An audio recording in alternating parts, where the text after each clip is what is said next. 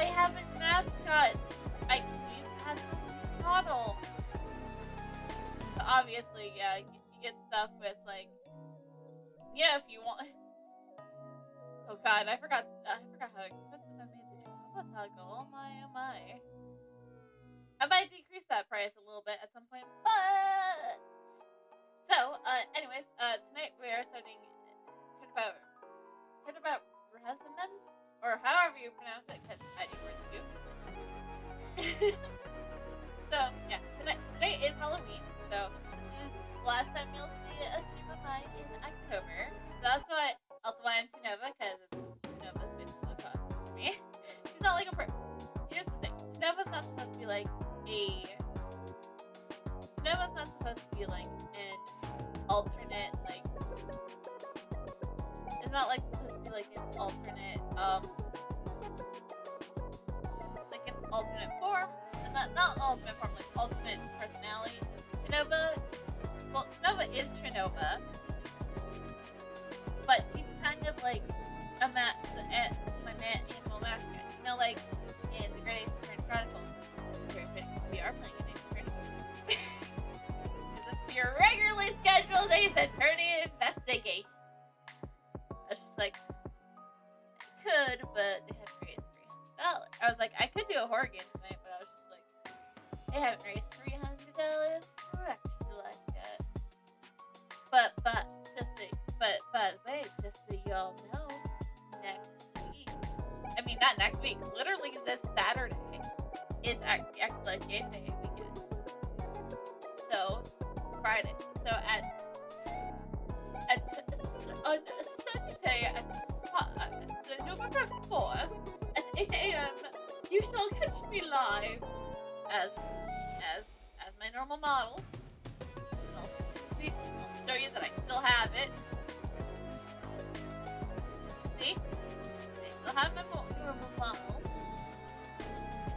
But we're Chonova tonight, okay? Not only that,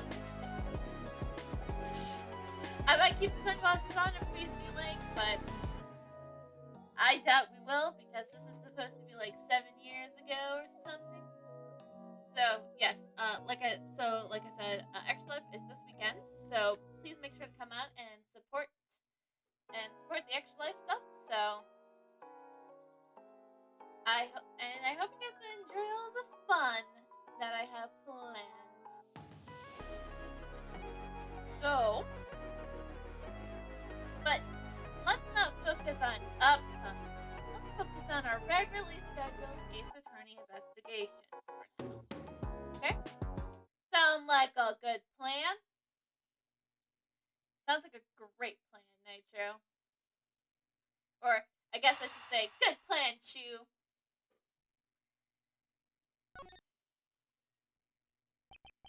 Hey, Faraday. The young lady who calls herself the second Yasagasaru. This piece of cloth that she conjured up has taken me back to many years ago. 7 years earlier. So, like, 2 years before...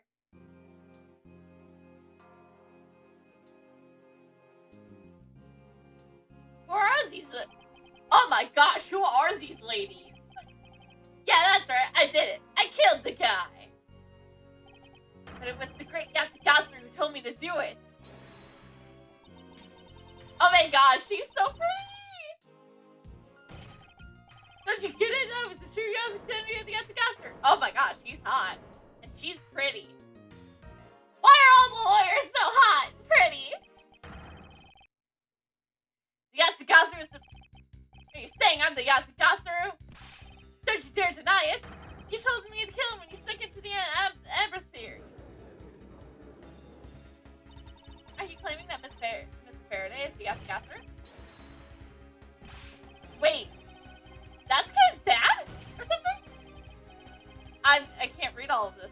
Wait, you gotta believe me.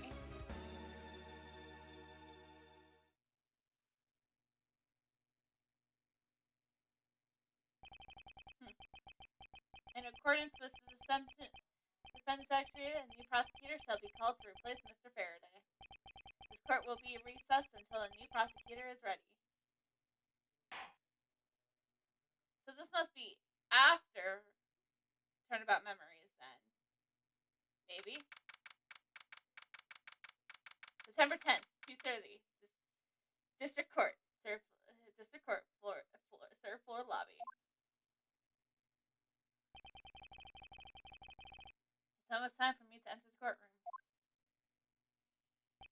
And so it was my first assignment as a prosecutor will be. So, objection! I thought. Well, I mean, I guess this is a debut. Okay, so this definitely does take place after Turnabout Beginnings, because Turnabout Beginnings not only Mia's first trial, but it was also Edgeworth's first trial. They made that very clear. Okay. As a replacement for the prosecutor who has been accused by the defendant.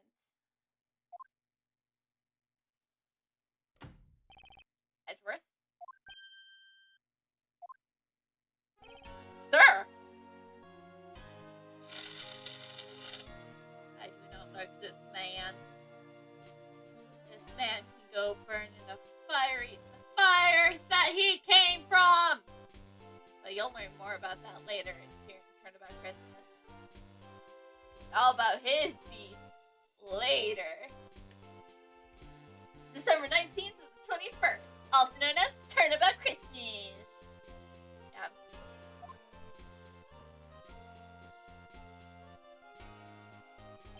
Have you read over all the documents regarding the trial? Yes, sir. I memorized everything there is to know. Very good. The paperwork for the prosecutor's substitution is just about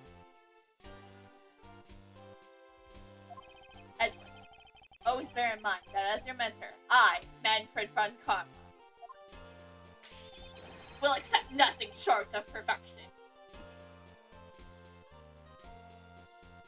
Roger that, sir. Roger that, sir.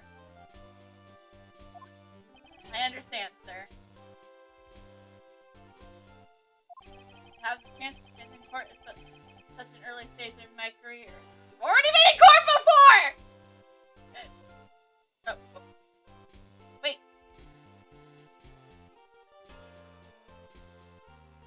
No, because Turnabout Beginning. No, I established this has to be shortly before Turnabout Memories. Turnabout Beginning. Because that's supposed to take place.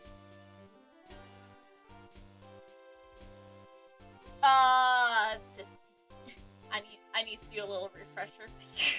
I don't have the trilogy installed right now.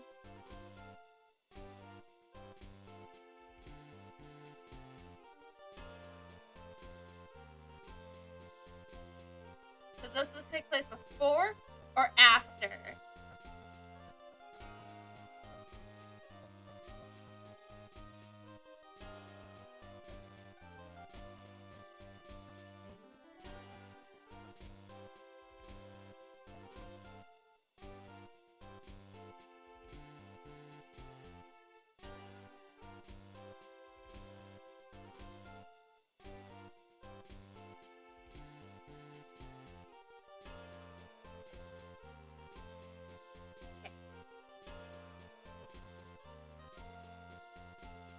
Okay, but wait, no, I was looking at the wrong episode.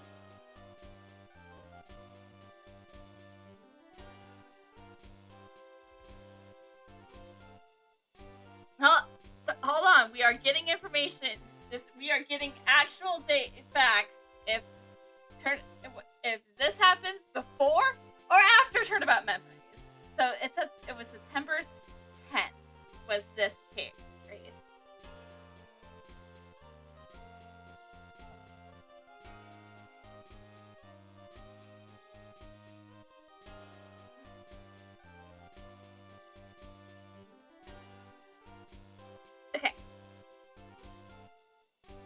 Okay, so according to the Ace Attorney Wiki, Turnabout Beginnings is February 16th, 2013.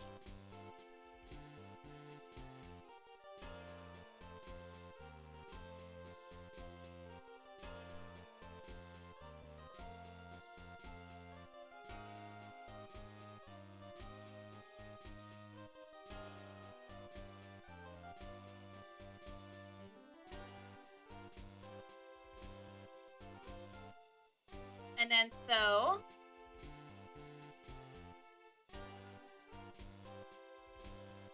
State's Attorney,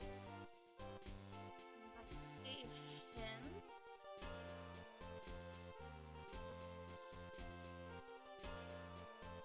Turnabout, Reminisce.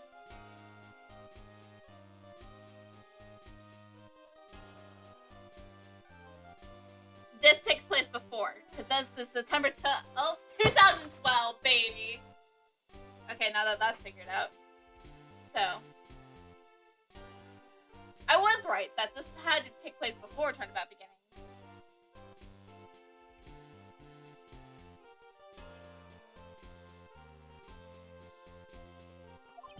I'm honored and proud. As I watched over your studies, I am giving you this very rare chance. Prove it. Crush the defendant's pathetic lies into oblivion. Yes, sir. The legendary prosecutor is watching over and judging my performance. I have to be perfect in every way.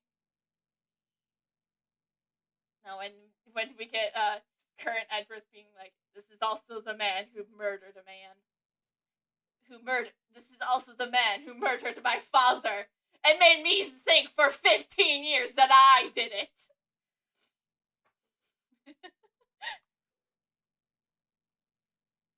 He's probably gonna forget about that part. But I said it! Yep. Hello, sir. This is so good.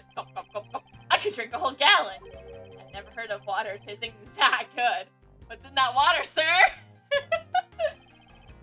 Maybe I'll give him a minute.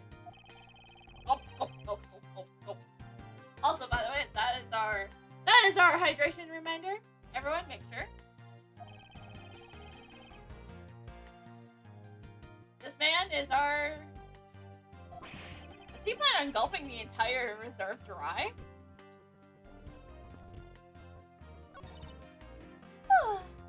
Excuse me, madam, but is something the matter?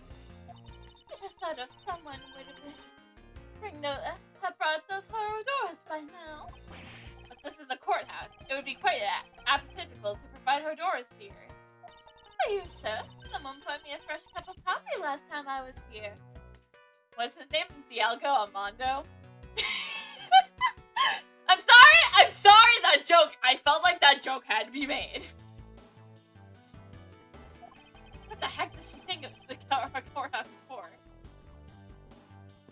What's up, kid? Hunty's great. Daddy's made all of these. Ah, stop! But didn't you get fired right after you made them? Ah, yes, I did. I spent the same amount of money on this model as the cost to build the real thing. My boss wasn't very happy with me. Haha. Hey, Daddy. Did you say you built a secret mechanism inside of it? I'll tell you about that someday, when you're older. Secret mechanism. Maybe he installed it as a payback for getting fired. Could be trouble. Now I'm curious.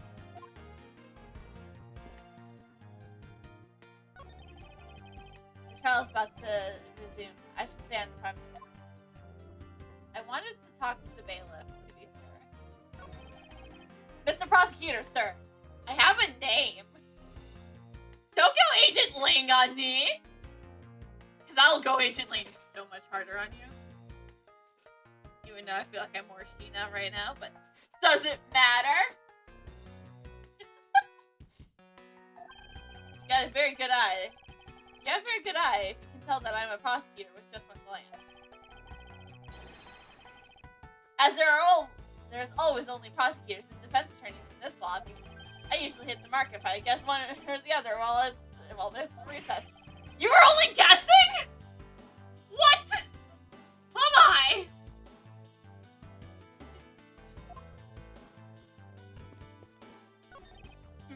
A luxuriously and beautiful leather sofa. And someone will get knocked out on it. 5 years. Ish.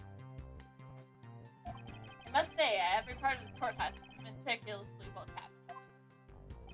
Although the position of the sofa puts one under the direct gaze of the judges. Every judge in this courthouse history has had quite the beard. Well, we wouldn't have it any other way. A judge must have a magnificent beard. There are no exceptions. Every judge has a great beard. Okay, maybe not the judge's brother, but... And has gallantly parted with their beloved head of hair. Now that one's just an assumption. That's only our current judges. Being a judge must be a very stressful career.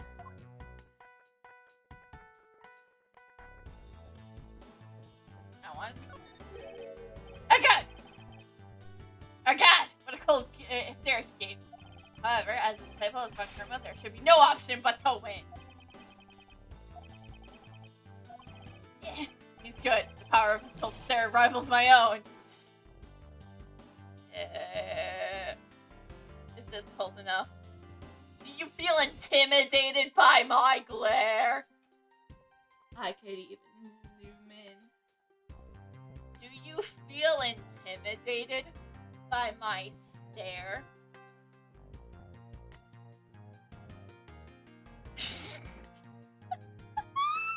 I can't take myself seriously like this.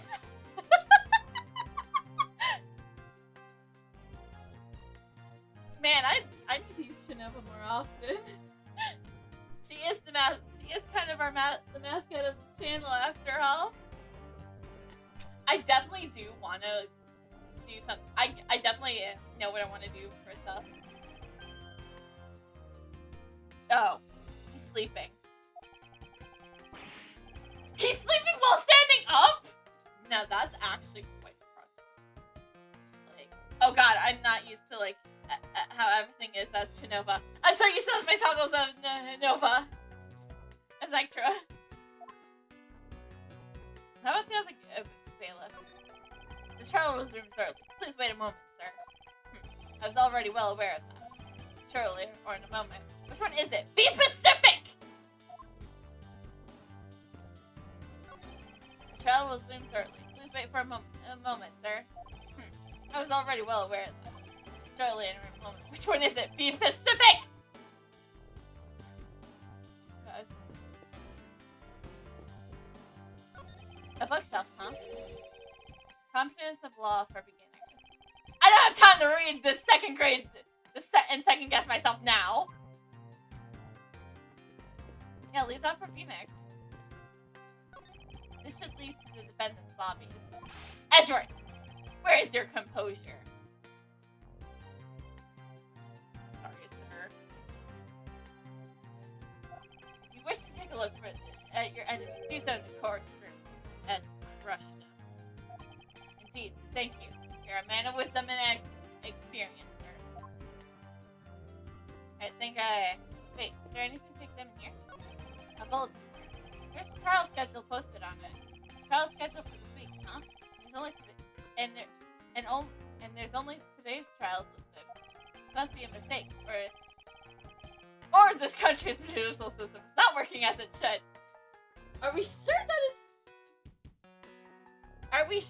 that it's broken or whatever, or is it just like this is how the country judicial system works?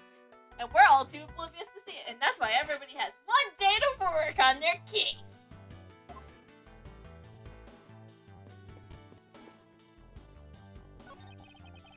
Model courthouse. It's pretty well constructed. Handsome face. Don't tell me this thing transforms. Yet I wonder... She's just not happy there will be no job left for him.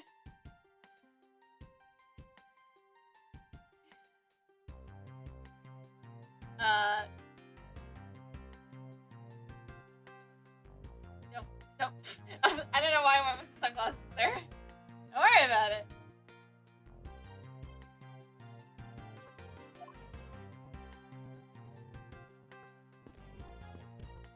guess if I examined everything, I guess I'll have to go talk to the... Wait, I was about to say soon-to-be murderer, but he's already a murderer. He's been a murderer for the past 11 years! And nobody knows it! Oh, sorry for turnabout goodbye spoilers. Today's trial should have ended in just 1 minute. Because the defendant was picked up by the security camera, correct? Exactly. The killer had a gall to say he only killed because he was instructed to do so. Even more outrageous than his claim is the case of the prosecutor, Brian Faraday, gave the orders. Ha! Faraday is such a fool. He's been cornered by his very own prey. Sir, are you an acquaintance of Mr. Brian Faraday? He's a pathetic man who speaks nothing but nonsense. Nonsense. He once tried to explain to me the way of punishing those who cannot be brought to court. Those who cannot be brought to court. That is nonsense. For no man is above the law. Well, there are always a few exceptions. Let me just remind everybody. Manfred von Karma killed a man 11 years ago. And for the past, those past 11 years, Edgeworth thought he killed that guy. That guy being his dad, by the way. Gregory Edgeworth. I'm sorry. I'm just spoiled. I'm sorry. I may not be making Turnabout Christmas so special this year. It's okay. Turnabout Christmas is a yearly tradition. So you better get used to Turnabout Goodbyes on this channel. However, there is no reason to deal with such individuals. A prosecutor is a guardian of the court. One with no obligations to the outside matter. Thus, there is no reason to deal with such individuals like Edgeworth. Disgracing yourself as Faraday has will not be forgiven. Have no fear, I will not let you down. In place of the accused, Prosecutor Brian Faraday, I will prove the defendant's guilt. Very good.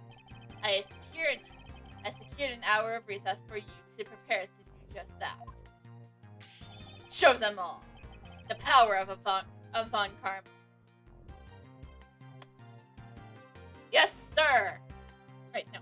Yes, sir. As you can tell, I'm not very much of a fan of von Karma. Never have been. But you know, when I first saw him, he did not scream, I murdered a man 11 years ago. 5. Well, actually, at the time, it was like, I didn't murder a man 15 years ago.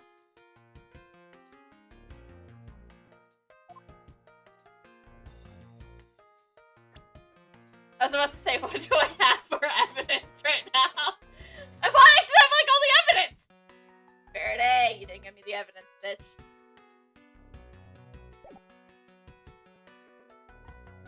Well, why not? It's a tradition. It is thanks to you that I have finally become a prosecutor, sir. It's amusing that you wanted to become a defense attorney, and yet you became my student. Yeah, because he murdered my dad.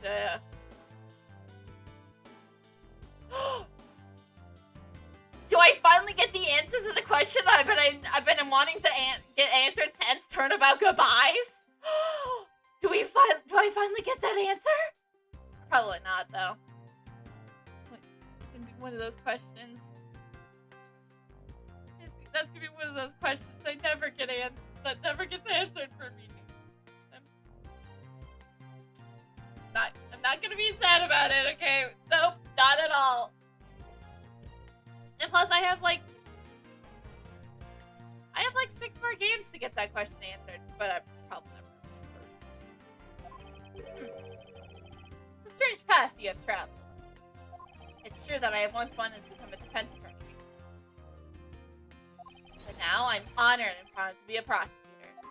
see. Then as a student of mine, I suggest you remember this well. The prosecutor's badge is not to be flaunted. So, the dignity of a prosecutor lies in the man himself, not in the badge. I'm still gonna be presenting it to any and everybody. Because a certain defense attorney, I know just that. Well, technically, yes, I do know him, but it's been like 11 years since I seen him.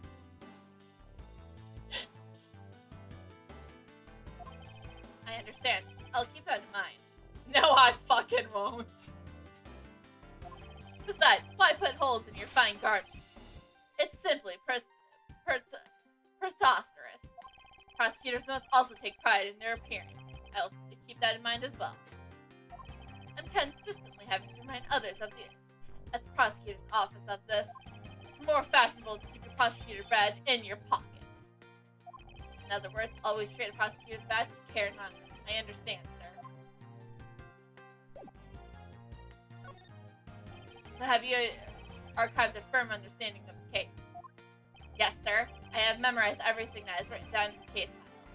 I don't want to have the case files from my organizer. Hold up. Explain the case to me. A man murdered a man and got caught on the security camera.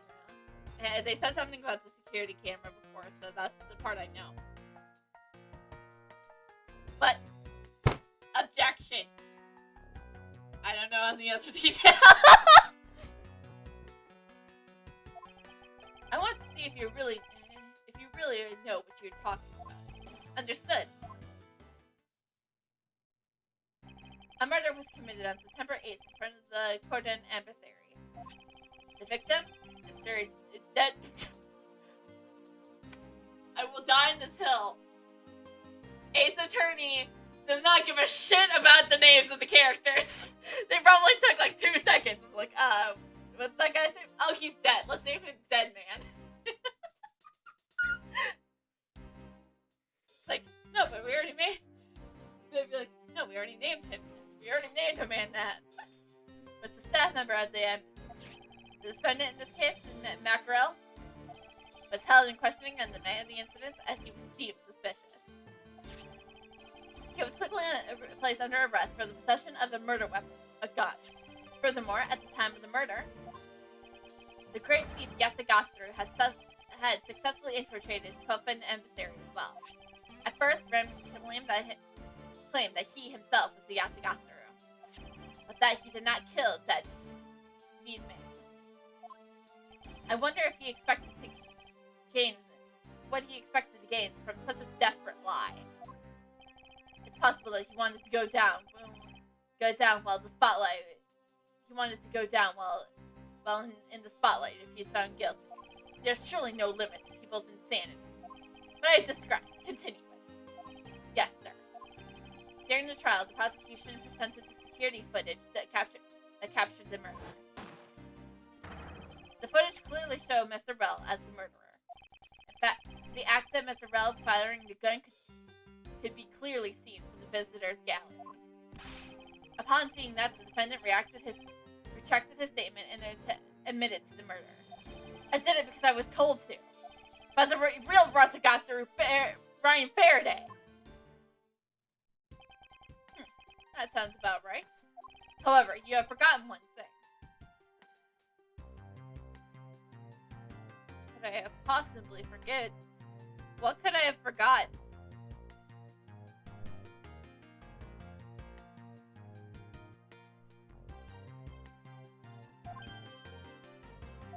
Well, this may appear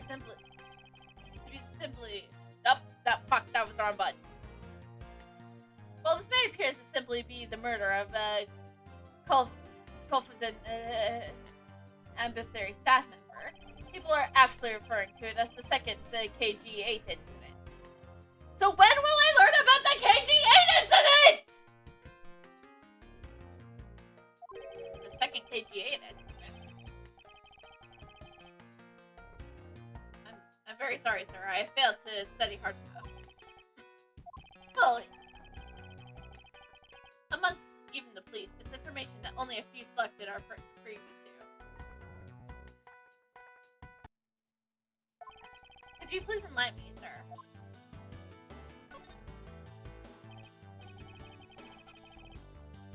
Sir, what do you mean the second KG-8 incident? In order for me to tell you that, you must first learn about the original case. Take a look at these documents. This is a 0-year-old newspaper. Have you heard of the Amano Group scandal before, correct? We have some evidence to read. Property owners there, Manny Cochin not found not guilty.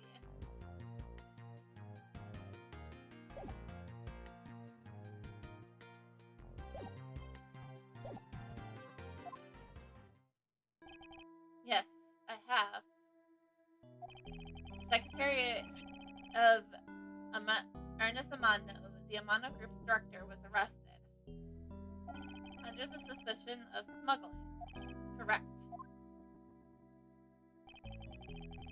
Cici Yao was an employee of the Amano Group and the sole witness to the smuggling operation. It was she who brought the crime to light. However, Miss Gear was silenced before she could testify in court. Wasn't a Kofoden embassy staff member arrested for the murder? Yes. A Kofoden by the name of Manny Cochin was the suspect. However, due to a lack of evidence, the case went unresolved. Lack of evidence? Ha! If only if I was in charge of the case. I would have done everything in my power to prove his guilt. Make sure of all the criminals are found guilty. My mentor is really dedicated. Faraday was the prosecutor of the case the case then, and he was as pathetic as ever. Mr. Faraday was in charge of the KGA incident as well? That's right. And now, once again, the victim of the case you are currently assigned to was someone who was scheduled to testify against that smuggling operation. And just like the last time, the victim was murdered right before he was to testify. You're catching on. The victim was murdered just before the day in court against the smuggling operation. Events occurring almost exactly the same way as they did in the KG-8 incident. That's why it's being called the second KG-8 incident? Yes. Yet, there's one difference between the two incidents. What would that be? The so-called noble thief that is sending everyone into an uproar. The great thief Yasagasa. I better find out more. If it's true that the Yasagasa showed up at the Kofin embassy, what could he or she been after? No doubt to steal any suspicious accounting recordings and release them publicly. More likely to steal the secrets from the Kofin embassy itself. Since the item that the Yasagasa stole from there was sent to the police. What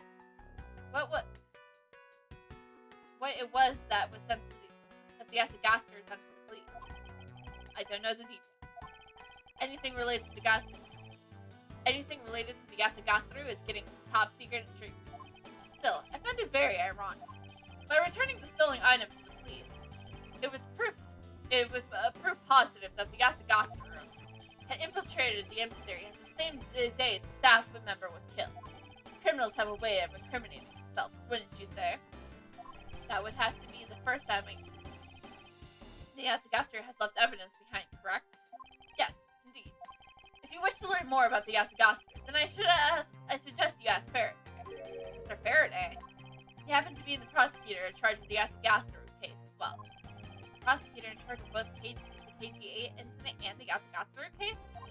Mr. Faraday has really a lot on his plate. What is it, little girl? You're scary, mister. Yeah, he murdered... Hey, just so you know, child, that guy murdered a guy 11 years ago. Do you need something? I want to trade these coins with you. A fistful of dimes, quarters, and pennies. But it looks like you have exactly $1. Is this what you want? Thanks! That's exactly what I need! I need it!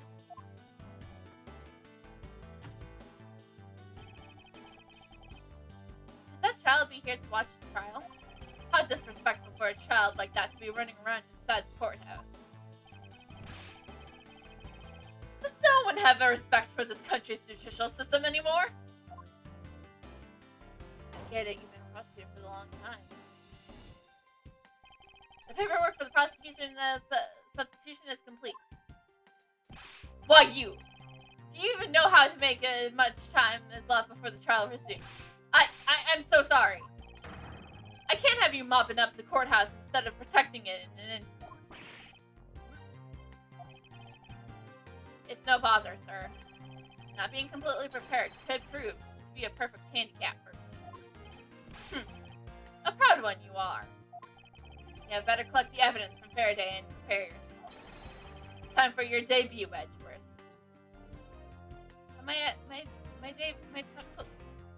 My technical debut. But isn't my debut is supposed to be in like what, 5 months or so? Or something?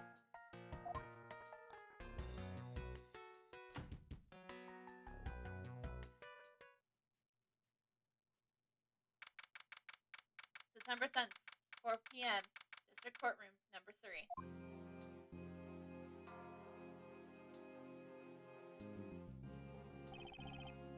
Feels weird seeing this side of the courtroom.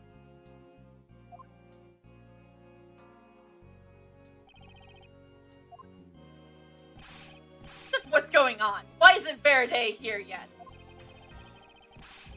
How is it possible that the defense is not prepared yet either? Bailiff, where's Mr. Faraday? I'm not sure. I wasn't really paying attention. You weren't paying attention to where... No. Man, I need to speak with this! Do you have any idea who I am? Right, no, because I haven't debated the door yet. Whoops. My bad. Sorry for getting mad.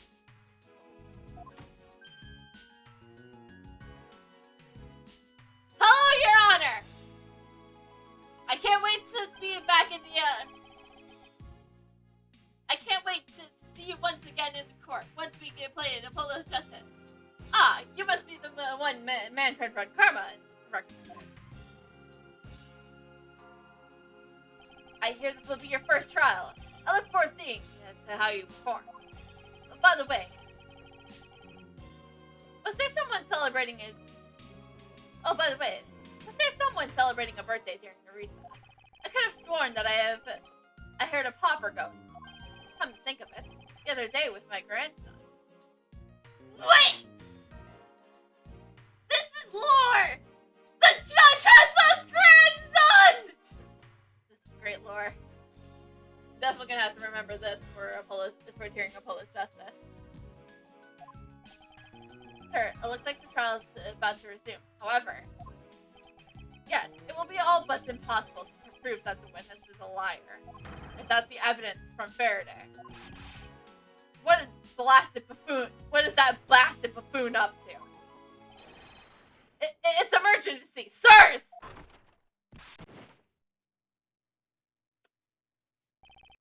Silence! There shall be no yelling in this sacred hall of the law. Bailiff, remove that man from the scene at once. Please. Wait! You have to listen to me! There's an emergency! Defendant lobby number 2, Mr. Faraday and the defendant. The two of them, they're both dead, Your Honor! What? What?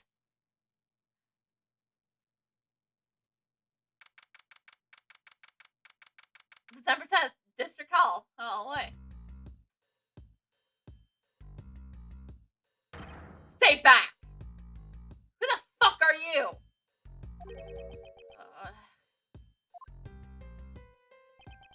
No one shall be allowed on the crime scene.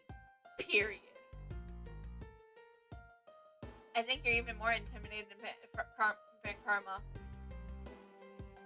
I like how it looks like it. I'm looking up. Who does this oddball think he is? This is becoming quite the hotspot. Isn't she Miss Rail's defense attorney? Hey, you! No running in the hall, pal! And who are you to tell me to do what to do? I'll never find out what's going on like this. It's time for some civil discourse. Well, let's talk to Gumshoe first.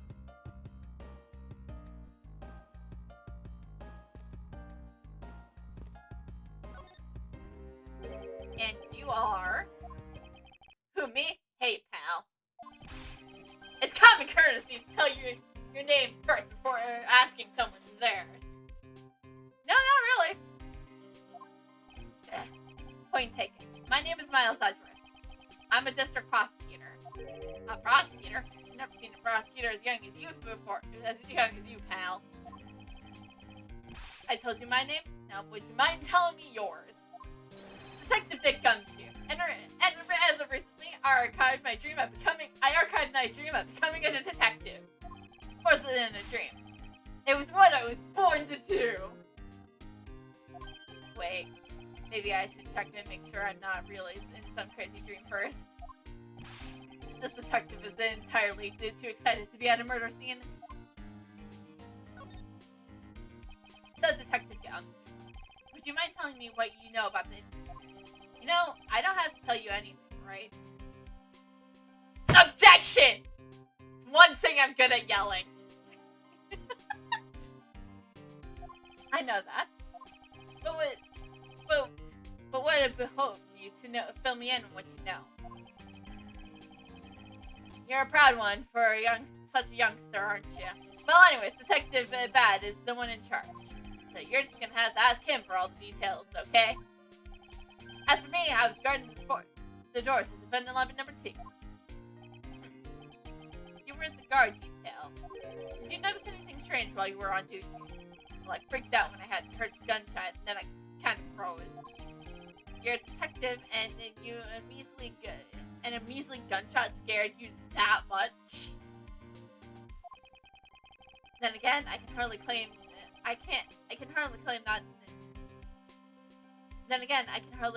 not know what it's like to hear one at close range.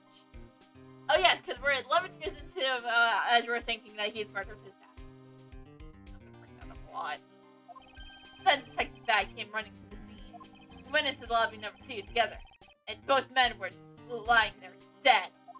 Is that everything? Yeah, that's it. I was in the hallway the whole time, but I didn't hear a single peep of struggle. Interesting. Other than the gunshot, you didn't hear a single sound of commotion.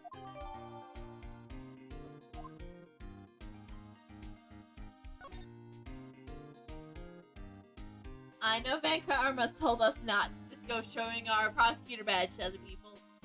But this is Gumshoe. He's gonna be our partner in crime soon. Well, not actual crime. We are men of law. We are men of law. We are men of the law! You mentioned that you're only recently become a detective, did you not? You got it. I'm a brand new spanking detective. That means you've probably never seen a real prosecutor badge, but right? If you're so decided to see one, I might just be able to make your day. You don't have to go through the trouble, pal, because a real man has a police badge. Someday, I'm gonna be an ace detective, just like Detective Badge. Hold your horses, Gumshoe.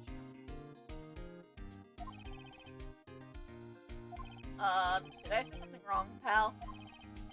Forget it, detective. Do you have any insight on this, Detective Gumshoe?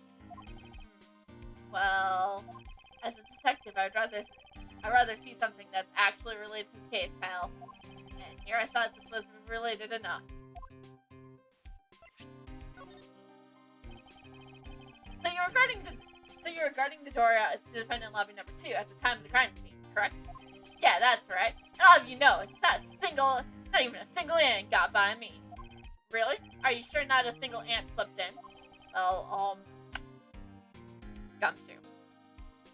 Are you kidding me?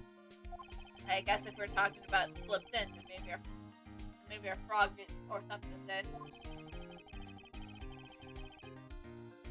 It would appear that my point also completely slipped by you, detective. Alright, I'm done talking to Gumshoe. Now I want to talk. Now, before we do anything, I want to examine things. If there is anything to examine. Defendant lobby number 1 is just for here. The incident took place in lobby number 2 next door. I shouldn't allow myself to be sidetracked like this. I better get a move on. A poster of the judge. There's a slogan of some sort on it.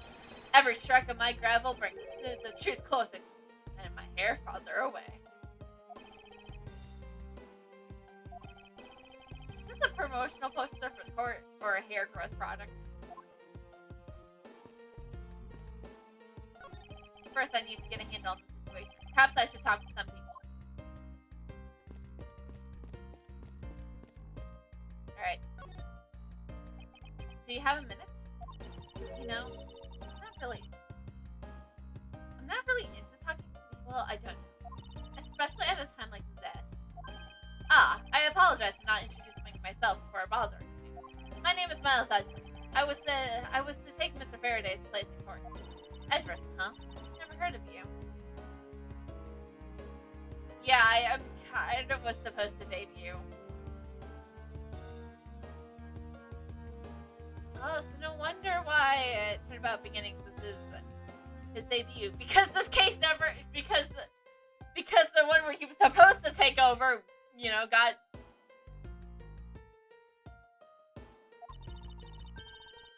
So Faraday's substitute is a newbie, huh? I'll have you know, madam, that I study under Manfred von Karma. Do not take me for some naive novice.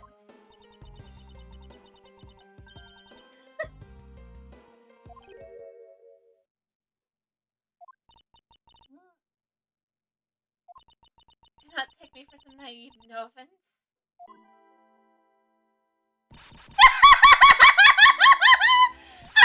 You're a student of von Karma. I should have. Those clothes are a dead giveaway. Stop right there. These are garments of one who gallantly presents the facts. Those things was a great laugh. But try not to make me laugh so much, okay? I wasn't trying to do anything of the sort. Not laughing to take a bit out of me. And I can't stop.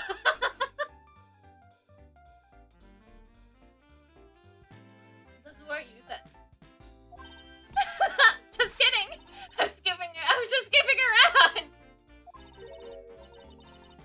By the way, do you know who I am? My name is Celestia Yu.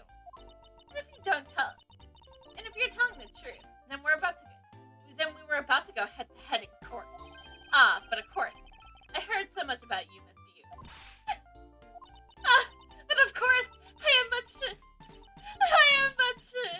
I've heard much about you. You're a regular Shakespeare!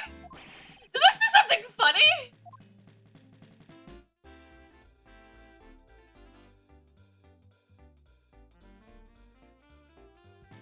I feel like I want to present all the evidence I have to her first. It'll be a shame that we will not be able to face each other. It was supposed to be my first trial too. Oh. Was that a declaration of war? How nice it is to be young and carefree. And you had a nice squeaky clean badge you got there yourself. I'm jealous. I'm sure it gleams its gleam will dull over time with experience. Are you saying your representation will also turn into an overtime visit? Hey, I will have a good 2 years before I lose a case. Then a certain defense attorney will come along.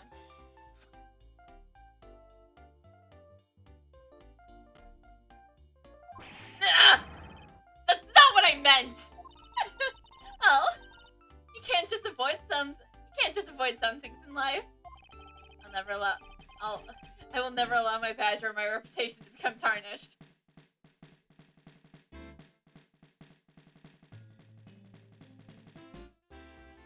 You will be saying otherwise by I would say probably if we're gonna go good time, I think the best time would be kind of like end of Justice for All, or like sometime within Justice for All.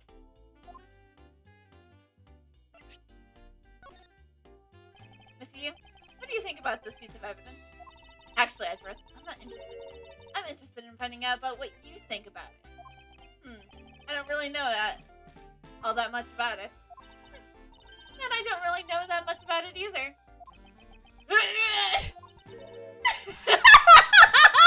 Sorry, guess I can't be of any service. I shouldn't push her too much. She'll just start laughing again.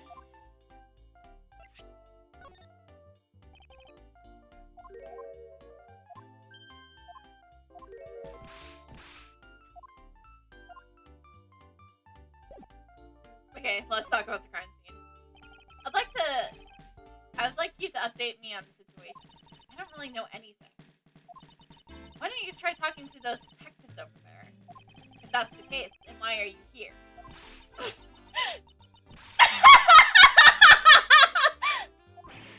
What's so funny? It's just that the way you speak is so tactless. The person I was going against in court only until a little while ago was just murder. It's not like you could go back. It's not like I could go back into the courtroom and pretend as though nothing has happened. That's a good point. I apologize for asking you such incisive questions. It's fine. Don't worry about it. Okay, I'm done talking with you. But you were fun to talk to.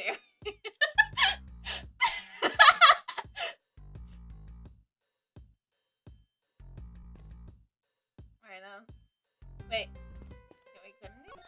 This sofa looks like it's seen a fair share of use. It looks like another part of the courthouse is visible from the window. Ah! My eye's blocked with my reflection in the eye of the barred windows. Oh no!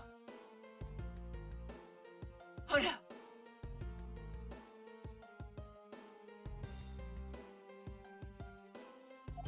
As a student of Von Karma's, I refuse to back down! Stare!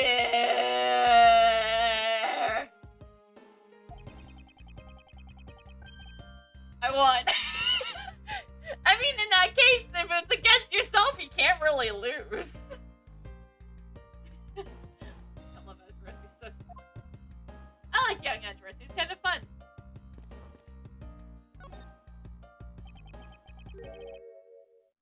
Excuse me, but who are you? Detective Trial Bad. Homicide. I don't know, I feel like he would wear sunglasses. He's got a cigar. Looks like he could wear sunglasses. Or just the way he sounded. Detective Trial Bad. Homicide. I was informed on the situation and came as quickly as possible. So how did you arrive and inspect the body before me? Faraday requested for me to testify in the trial. Plain and simple. Mr. Faraday requested that you be here.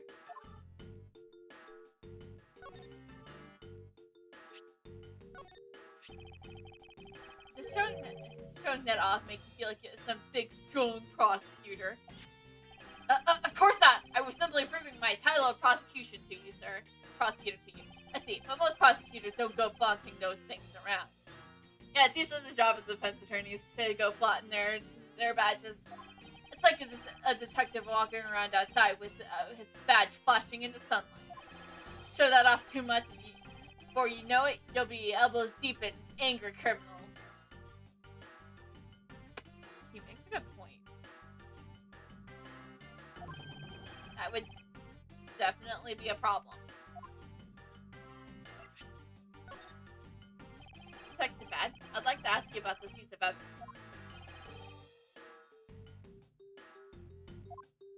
Could you please pay attention? I'm listening. I got nothing to say. It's a story. Very well. Why did you say that in the first place?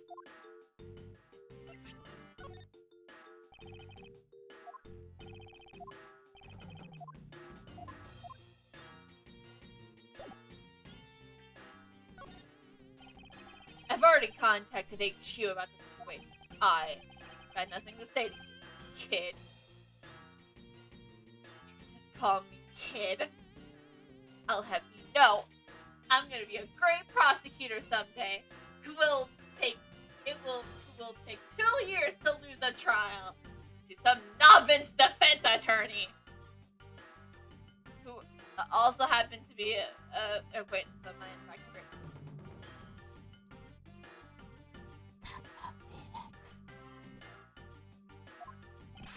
Kid! I am Mr. Faraday's substitute in today's trial. Therefore, I insist that you update me on the situation. I can't back down here. I have the right to know. Do I need to teach you a thing or two about how to talk to adults, kid? Is he threatening me? Is he going for his gun? Huh? It's just a mirror. How dare he trick me like that? Faraday was stabbed to death by some kind of blade, and he had a gun in his hand. The other man, Mr. Mack, was shot and killed. He was found holding a bloody knife in his hand. Was there anyone else who went into defendant lobby number 2? Yeah, that big lug over there. His name Gumshoe. He was in charge of guarding the place. He's claiming that no one else entered the room. If that's the case, then they must have killed each other, correct? Maybe. This invalid. This guy really is testing my patience. Why was I not informed that you were going to testify in court? Homicides aren't my only gig. The Yasugasser case is my own. The Yasugasser case is also one of my assignments. So you were called upon to the comments on the Yasugasser's characteristics in order to assess if Mr. Faraday was really the Yasugasser or not. Well, looks like you might have a brain after all in the little head of your son. Son? I'm not your son, Pops! My dad is dead, and he has been dead for 11 years. How many times am I gonna bring that up? Wait. For 10 years! Because it was December 28th that Manfred killed Gregory. So if this takes place on September 10th, that means if you do go back 11 years, it would be September of 2001. So therefore I should not be saying 11, and I should be saying 10. But 11 makes more sense when you. I don't know. Well, I'll figure something out.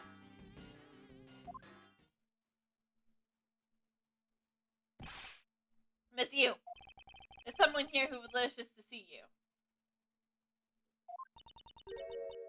Who is it? A Coffin Editor staff member by the name of Manny Cochin. Oh.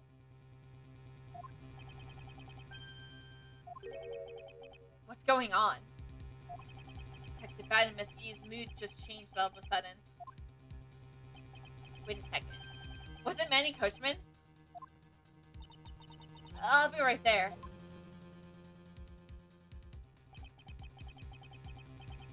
Nice to see you again. See you? Why are you here? I have no desire to ever see you again. Now. Actually, would you mind stepping out for a brief chat? Fine. Let's go.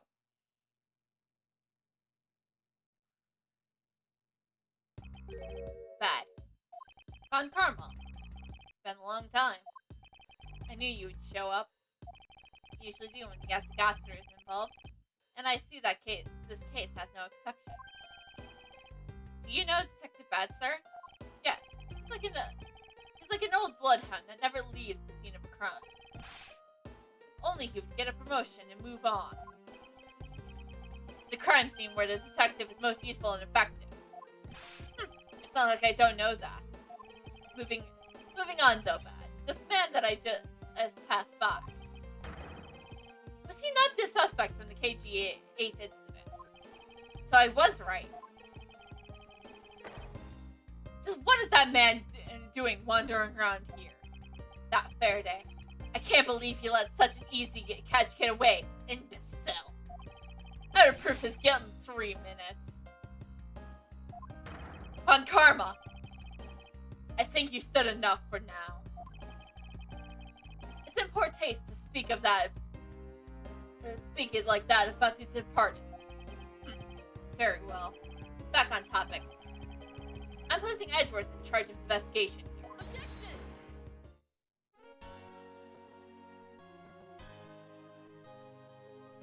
Papa! How can you place him in charge? Francesca, what are you doing here? I'm here for a summer vacation. What else? Francesca von Karma. So she's here on vacation from Germany. She's the daughter of Manfred von Karma and a student of his who's also junior to me. You're the one who's junior to me, and don't you forget it! You're not conveniently avoiding the bar examination, are you? Ha! If I were able to pass, then I would have absolutely no trouble at all. I never allow myself to lose to you. Never! Why does she always have to be this competitive? Because she's Manfred's daughter, Edgeworth. Anyways, Papa! Are you really assigning Miles Edgeworth to cover the case? Yes, I am. Why do you ask? Well, I'm close to becoming a prosecutor myself. And I'm 100% confident that I can do a better job than him. That's just like Francesca. She has no problem bad-mouthing someone right in front of them. Bad. Yeah. These two will be conducting the investigation. What? You want me to let both these kids loose on the crime scene? Ha! This is a perfect opportunity for them to work on their prosecutorial skills. A crime scene is not a place for children to be messing around in. I'm the one with the authority over this crime scene, Bad. And I will not tolerate complaining. Edgeworth. Francesca. I'll leave this case to the two of you. Understood, sir. Yes, Papa. I'll go take care of the paperwork now. Remember, I accept nothing but a perfect report from the both of you. Do not disappoint me. Hold up, Von Karma! I still haven't agreed to this!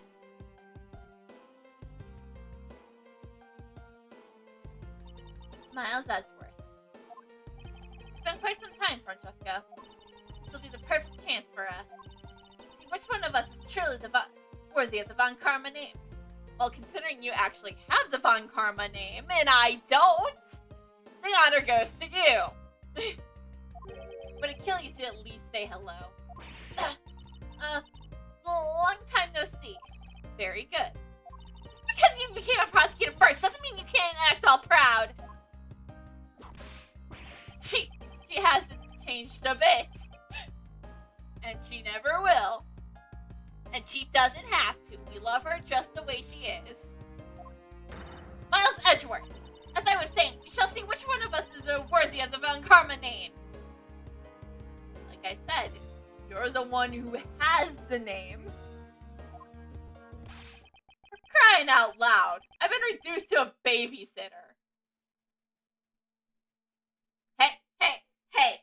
Only one of us here needs a babysitter. Because if I remember right, Edgeworth is like 17? That seems right. Okay, so let's think of this. No, he's 19. Because he was 26 in Trials and Tribulations. Or at least in Bridge to Turnabout, which is the only episode he appears in. So, and not given the fact that we don't know his fucking birthday. I think we're gonna have to go with the fact that Edgeworth is fucking 19. He is a technical adult. So therefore, he does not need a babysitter. But Francesca, on the other hand, she might need one.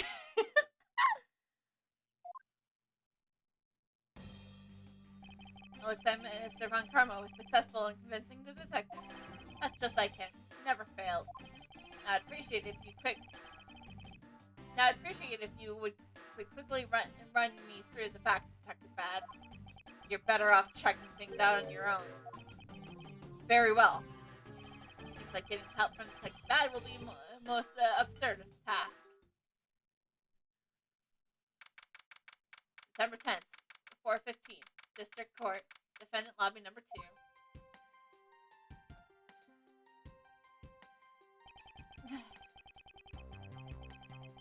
Is there really only a real explanation is that they killed each other simultaneously?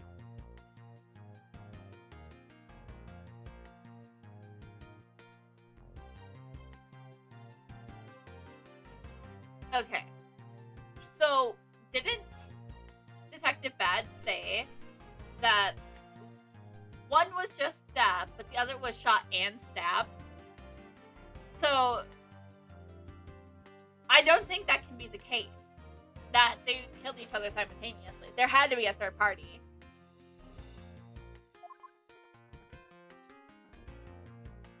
Miles Edgeworth, you should listen to someone until they are finished talking. What are you talking about? I'm only saying one more time. This is a competition to see who's surely worthy of the Von Karma name. A competition. The person that figures out the truth first wins. So the person who doesn't discover the truth is a dishonor to the name. Exactly. I don't care if you become a prosecutor before me. I simply refuse to hear any more foolish things come from your foolishly foolish mouth. Fine, whatever makes you happy. Like father, like daughter. I mean, to be fair, Von Karma does call a lot of people fools. So that Francesca taking it up a notch is definitely like father, like daughter.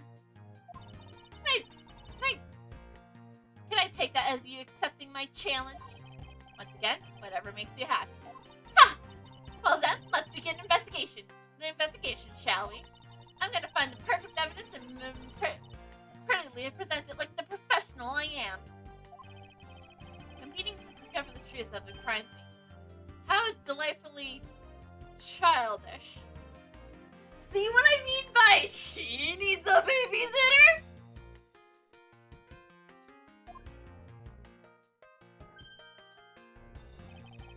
You kid, over here. Kid! I'll have you know, I'm technically an adult!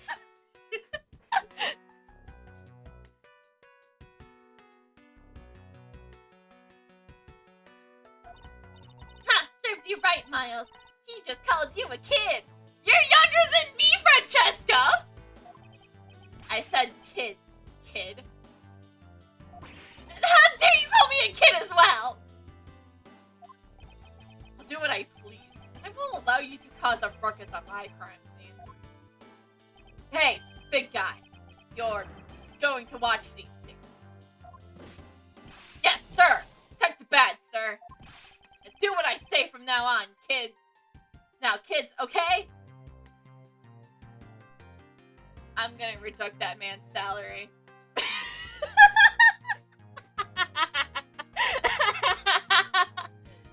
Sorry, I had to get the jokes out early. You better not get in her way, Scruffy!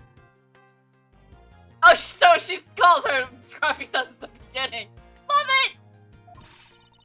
You'll feel the bite of my whip if you do. Hey! Then you prosecutor boy! Let's get your investigation started already, alright? Great. Now even that detective is treating me like a child. If anyone's the child here, it is that detective. Alright, time to get investigating. Get a move on, prosecutor boy! So when you give me the So when do you start giving me the respect that you give me? My name is Miles Edgeworth, and if you're going to call me Prosecutor Boy one more time, it'll be my duty as a prosecutor to look into your monthly salary. Ha! The first ever the Edgeworth,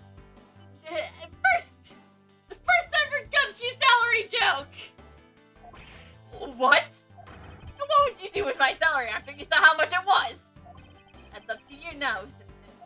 Really? Sounds good, pal. It's so interesting. It's so weird having hearing Gumshoe call Edgeworth pal. He's so naive.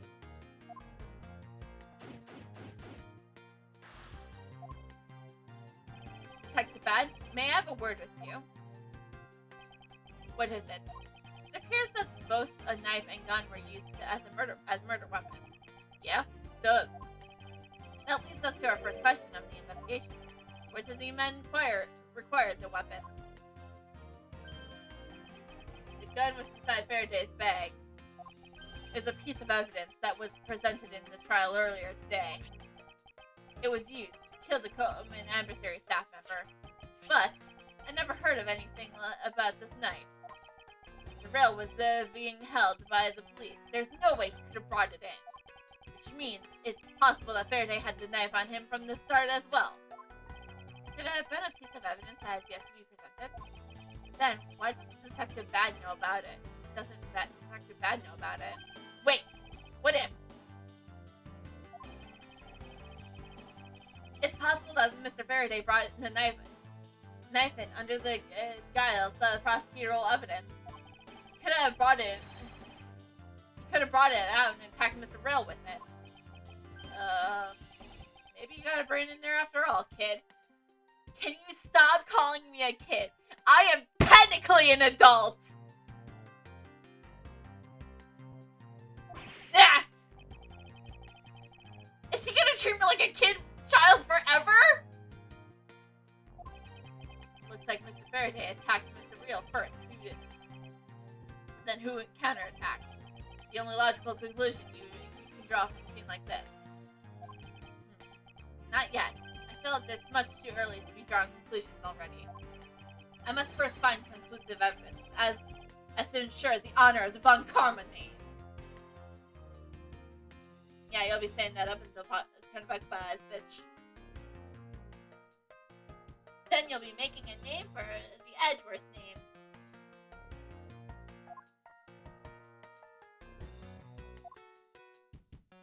Yeah, pal? So weird to have him called Edgeworth pal. I'm so excited, pal! This is my first real crime scene! Let's get investigating! Detective Gumshoe?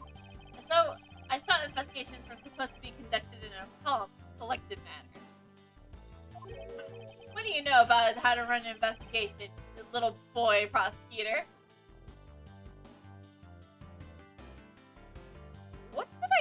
What did I just... Gumshoe?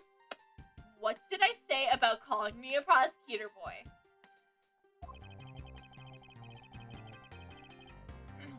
I know that at the very least, I have a greater grasp than you of what happened. Why you don't know anything more than me, pal.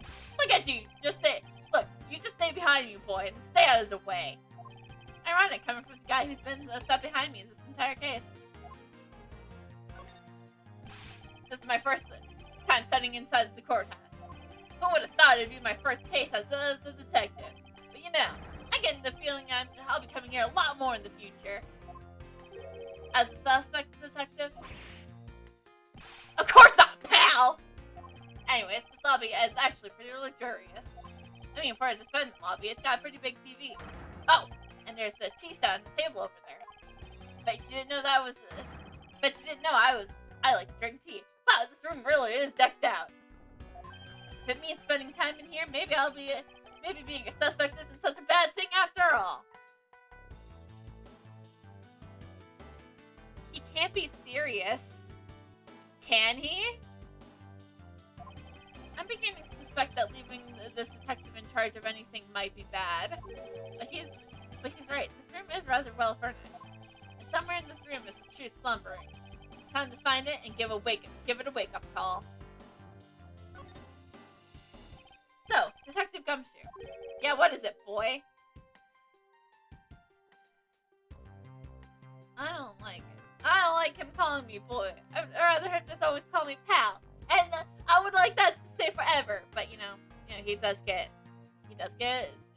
He does. Let's see profiles here. My mentor has never known to be in 35 years. A legendary prosecutor. Prosecutor in the KGL incident. Stabs death with a knife. Lobby 2.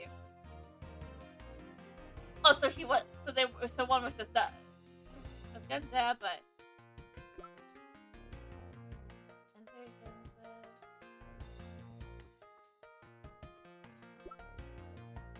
A real identity is unknown, but claims to be a noble thief and traded to the emissary. A girl with a balloon. During recess, she asked me to change some coins for her. The judge. Judge and adversary staff killing case. I'm glad we did. A new rookie detective, as Sabine said. First crime scene seems very enthusiastic. Lawyer of the emissary fast, the killing defendant rail. I was to battle her in court. Eagle-eyed homicide detect was called to be an expert witness on the Atagaster case. Covering adversary staff. He was a suspect in the KG8 incident. And Francesca Von Karma, my mentor, started studying to become a prosecutor in Germany. Back on break.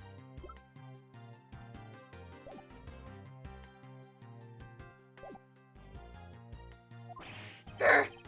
Of all the people to call me that, this detective is by far the least qualified. I want to ask you about the investigation. How the investigation is proceeding. See for yourself, pal. Oh, I do a great detective, bad or what? Has this man had not a professional bone in his body? Very well. I would inspect the victim's bodies myself.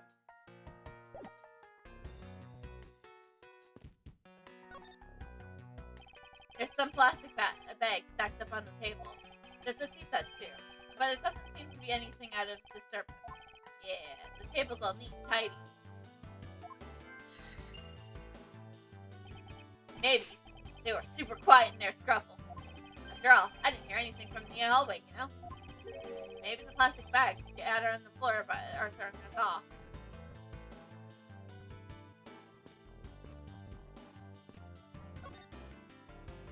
There are some plastic bags.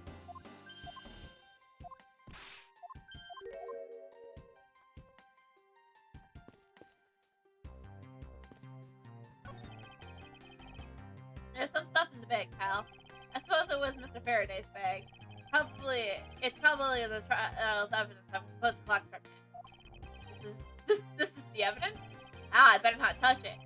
I'll leave my prints on it. Do you just not pay attention to anything here? Whoa! Well, what is it, Detective Gumshoe? My TV at home is so tiny compared to this one, pal. And perhaps you should purchase a more normal-sized television like this one. Ooh, let me see here. Wow, this thing is huge. Wah! And way too noisy. You're the noisy one, Scruffy. Don't touch it. You'll get your fingerprints all over it. But I didn't touch it. Because the preparation of crime scene is the foundation of detective work. The foundation, huh? Sounds like something the rookie here needs to be shored up on. Actually, I came to talk to you. Detective Bad, do you have any thoughts on the case? Verde and Rail. Like they killed each other to me. Although, there are a few things that just don't seem right. What would they be? Why don't you try thinking on your own for the first before you bother me, boy? What? Now I've been downgraded to just boy? I feel like boy is an upgrade from kid. I mean, it's the same letters, but same amount of letters, but still.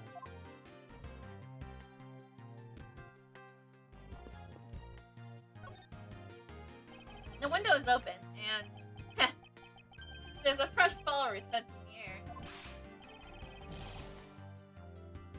Yuck! The flowers in the garden down there are so gross and ghastly. Do you think maybe you could try offering something useful for a change? And it never changes. Well, at least there's no way of someone escaping through this window, pal. You wouldn't wake up and smell the flowers after a fall from the third floor. Are you willfully ignoring the fact that there are also iron bars on the window? Yeah, I guess that's theirs too. Either way, no one can get through these windows, right? They thought of everything when they were designing this courthouse. Very nice.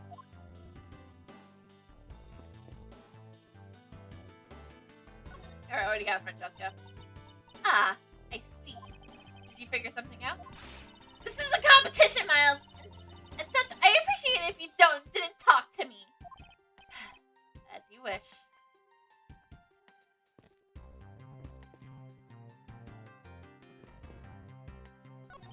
This decorated plant foliage is quite nice. It's actually so soothing to be around it. Perhaps I should purchase one for my room.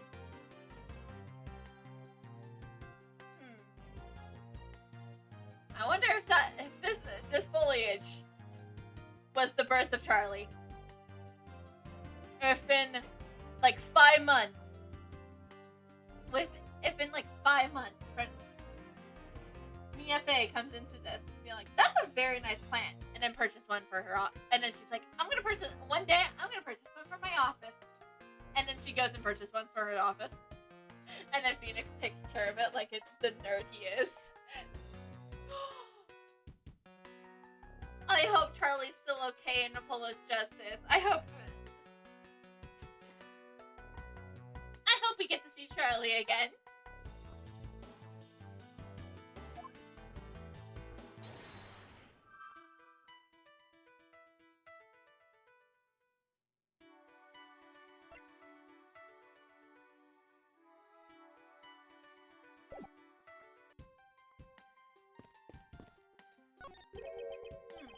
Why are there plastic bags scattered all around? Those bags are for keeping evidence safe, pal. I know that much, detective. You sure are good at this stuff, aren't you, pal?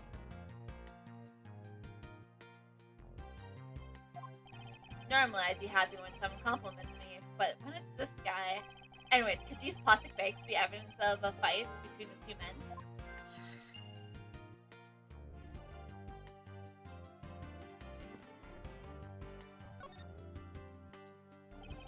It looks like Mr. Faraday fell on top of Mr. Rail. At first glance, it seems like they must have killed each other. However, using logic, an only logical conclusion is ah! Ah! What was that outburst for? My detective instinct just hit me real hard. It was Mr. Rail that fell first. See, you don't need to be a detective. You don't need a detective's instinct for that. It's common sense. But I suppose we won't know much more than that until after I examine the bodies. I won't rest until I've inspected every suspicious looking granny.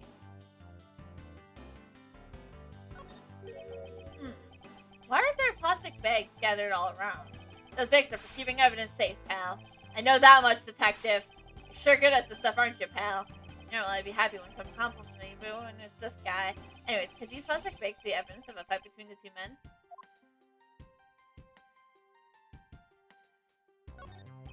Looks like Mr. Faraday died while holding the gun in his right hand. So he shot Mr. Rail and then fell on top of him while he was still gripping onto the gun?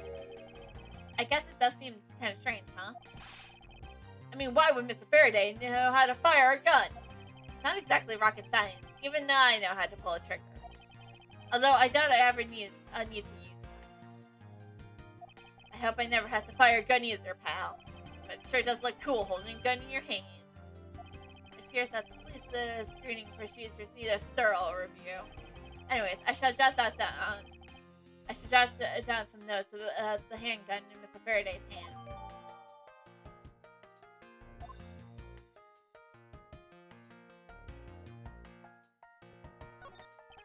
Mr. Faraday, how ironic is it for him to lose his life in a courthouse? Yeah, why'd it have to be like this? I don't know what to say. I can't believe that this happened while I was on watch, pal. Rather than beating yourself up about it, shouldn't you spend your time continuing the investigation? Didn't you become a detective in order to solve crimes? Yeah. Get back to work. Find out the cause of his murder. But right, I'm on it, pal.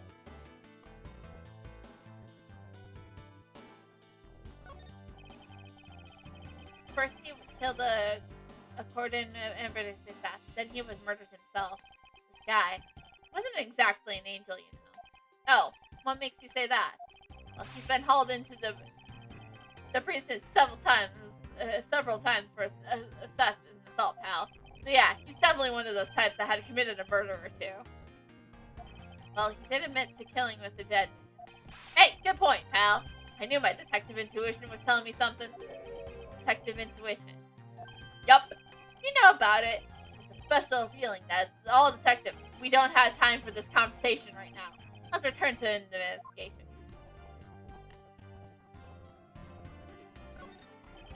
It looks like Mr. Real died with the knife in his hand.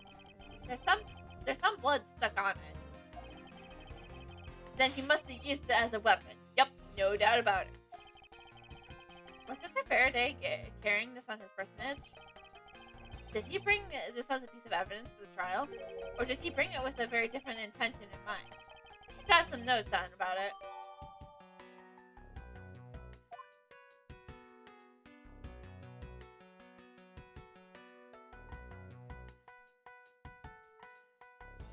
I'm just gonna use some logic.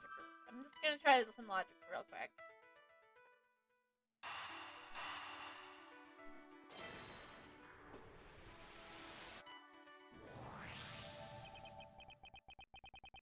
There's a very tidy pile of plastic bags on the table, and yet a portion of them wound up scattered on the floor as well. It's not likely that one of the ones on the floors were knocked over during a struggle, in which case there might be not another explanation as to how they got there. Another reason. I believe it's possible that the blood on the outside of the bag is related somehow. Eek! Does that get that blood away from me, pal? Detective Gumshoe. Whose blood's on these bags? Hold on, let me ask the lab guy. Alright, please hurry. Wait until you get a load of this, pal! It's Mr. Faraday's! Oh, and the physician said if they didn't find anything else, on or in the bag either. It would appear that this bag is a very important piece of evidence. Okay, if you say so. I'll leave it in your hands, pal.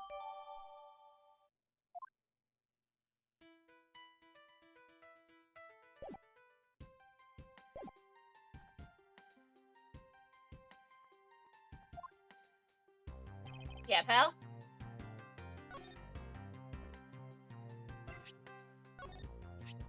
Eek! Hey, pal! I appreciate if you didn't point that thing at me, okay?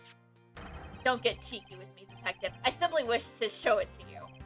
And you gotta point in showing it to me. Because I don't even have a single penny on me. So you're out of luck, pal. Well, that was an unusual reaction to be shown a piece of evidence.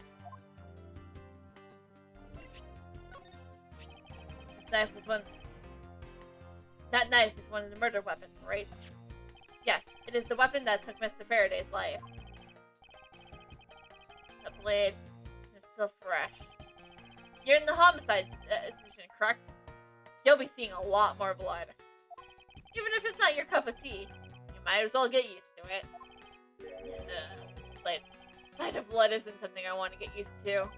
Don't think of it as seeing blood, rather as seeing a representation of the killer. If viewed in that sense, you will begin to see how the killer operates. You're right, pal. Thanks for the refresh perspective. I feel so much better now. Not someone does. Do you have any insight on this, Detective Gumshoe? Well, as a detective, I'd rather see something that's actually related to this case, pal. And here I thought this was related enough.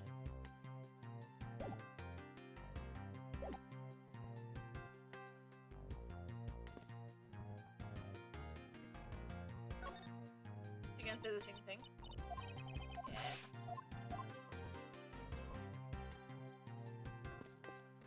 Is there any way I can talk to that guy?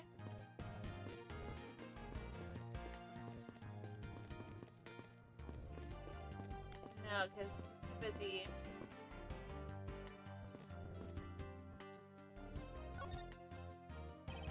Detective Bad, do you have any thoughts on the case? Third and rail.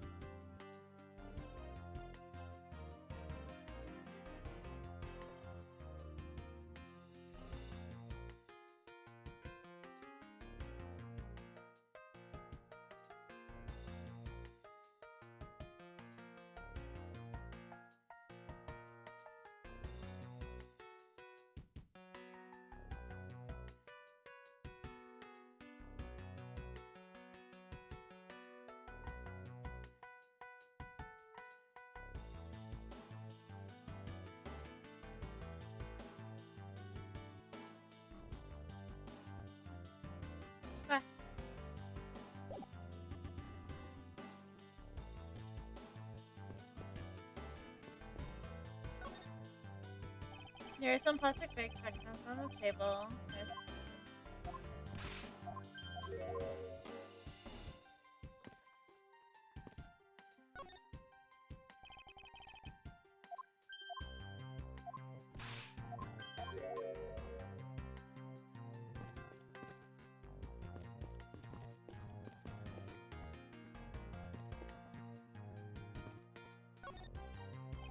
TV has been left on. Why are you looking at me like that? It wasn't me. I didn't touch anything. Gumshoe, do you know what happens to you if you touch something again? Right. I won't touch anything. I won't even go anywhere near the TV, sir. And you, get back to your investigation, alright? I was planning to do so anyways.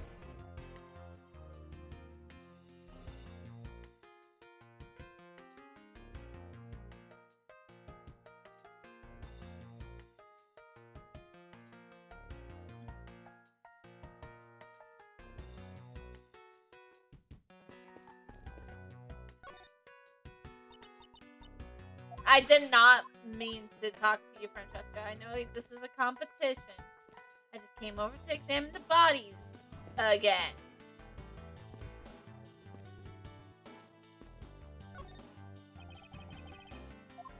Hey, hold on. Hold up. The hand is all black down there. Can you see it? I wonder what it could be. If you look closely, this blotch pattern resembles ink stain. And an ink stain? Yes. I usually get ink on my own hand when I use my feather pen. A feather pen? I've never seen one before. Aren't you just making it up, pal?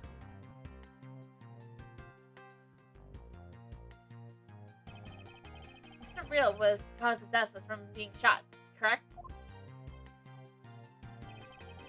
That's what we think, but it's hard to tell when lying face down.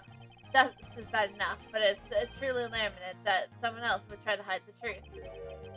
Are you sure they're trying to say something, hide something?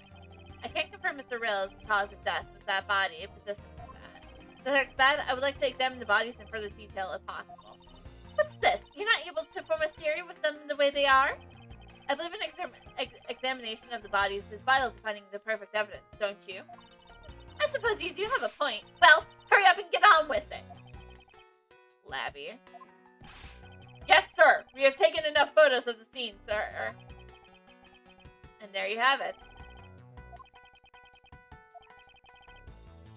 Do you not approve? Of course not. What?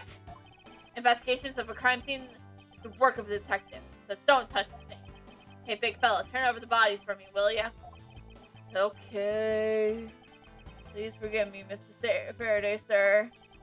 Gumshoe, do not get emotionally involved. Remember, you are a detective.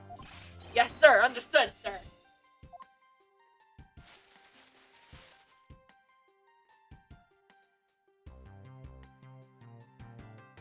I want to rest until I have everything I can suspicious granny. There's something in this breast pocket. It's a fountain pen. Well, logic. Hey, you know, I always keep a pencil behind my ear. Because Detective Bad is always telling me, you should always write your name on everything you own. Yes, somehow you do strike me as quite the forgetful individual.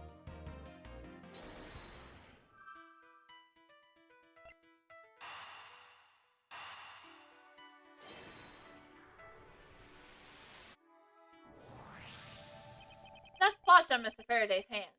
I wonder if it might be the ink from his fountain pen. Ooh, let's ask the lab guy. Detective Gumshoe, I confirm that the substance on Mr. Faraday's hands is the ink from his fountain pen. I see. Good work. Ah, you know, I've always wanted to say that even if it was just a one time in my life. If Mr. Faraday wrote with his fountain pen in his left hand, I think it's fair to assume that he was left-handed. It appears that Mr. Faraday's pen is very important to our case as well. Okay, if you say so, pal. Thank you. Thank you for evidence. Alright, let's continue investigation. Mr. Faraday. Ironic, I suppose.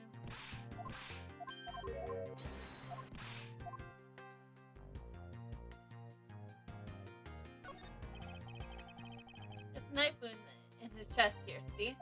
I wonder if it's the wound matches the knife Mr. Ray is holding. Labby?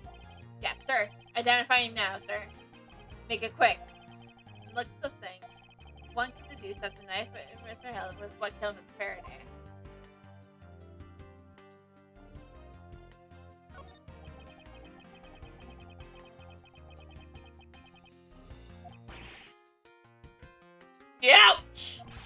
wrong, Detective. My stomach started to hurt just thinking about us being stabbed. Just keep your mind on the case, alright?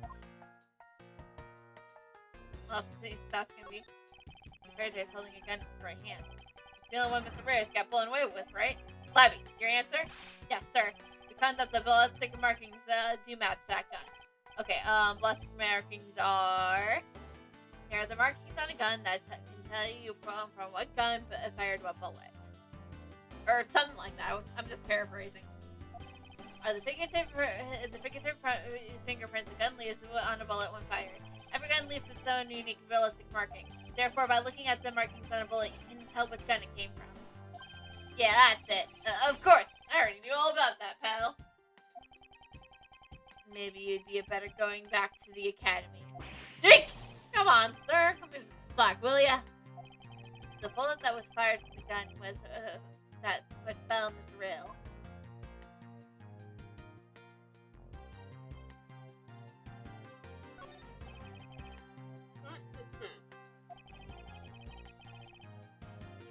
It takes some guts to fire a gun in the courthouse. I mean, I've been a detective for a whole week, and I still haven't fired a single round yet. Slow your roll, detective. You've been a detective for a week. There are any burn marks on his clothes. That must mean. Wait, burn marks? He wasn't shot at close point blank range. There's no gunpowder.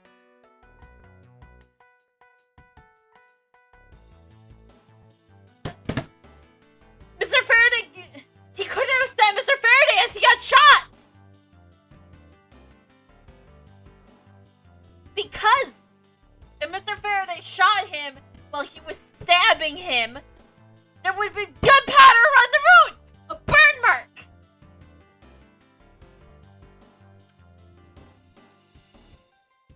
I know what I'm doing. Around the group, it was very hard as it's discharged from a firearm. Therefore, burn marks are usually left when the shot is fired from point-blank range. Ergo, Mr. Railroad must have shot from at least a yard or two away. Nailed it! Sure do know a bunch of neat stuff for your age, pal. Apparently, this detective has much common knowledge as your everyday marsupial. Let's now try to understand how the two men died. First, Mr. Faraday took the gun and the knife from the city of Charles Avenue. Then he aimed the gun at Mr. Rail and fired. However, Mr. Rail managed to grab the knife and counter Mr. Faraday while being shot. The two men fell together as where they stood. That's my theory in any case. What a crazy way to go. Still, something about that explanation doesn't seem right. I believe now that I have a firmer grasp on what happened here. I guess there's not much left to investigate. They really did kill each other. No, we can't conclude that quite yet.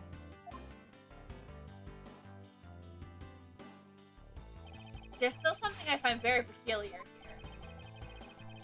The theory that they simply killed each other is too simplistic in this case.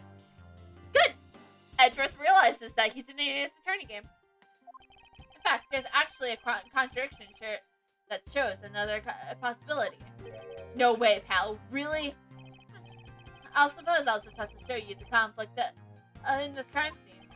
I won't rest until I... Cranny.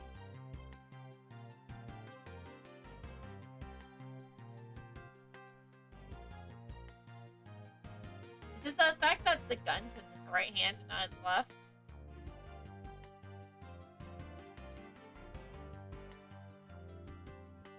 I'm gonna try that first.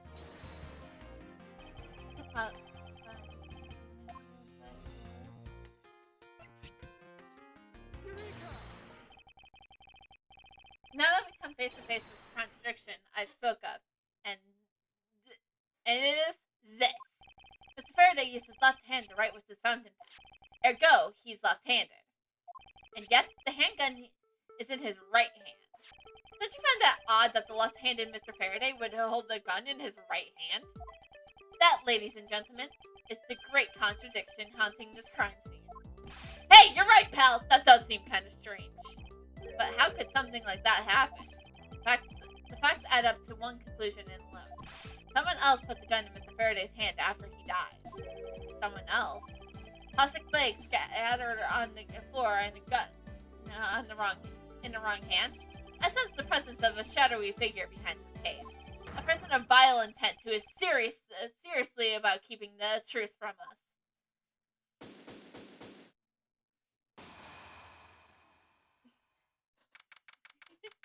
December 10th, District Court, Defendant Lobby Number 2.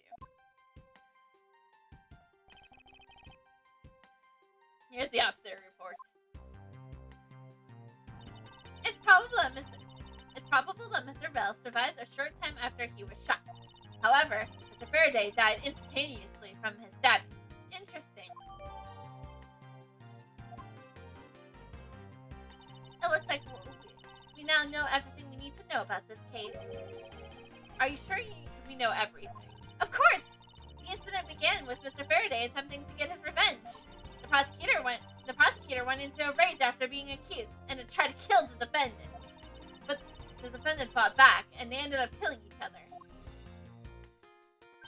It's all very clear and simple. There's absolutely no margin for doubt. Do you really believe that to be the truth? Ha! Are you saying that just because I figured out the truth before you? And that you don't want to believe it's true? It's alright. If you disagree with my argument, then prove me wrong. If there's any contradiction to be found, that is. Well, don't worry, I will.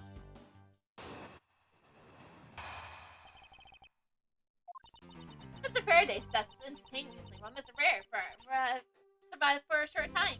From this, it's obvious that Mr. Faraday died after he shot Mr. Rail.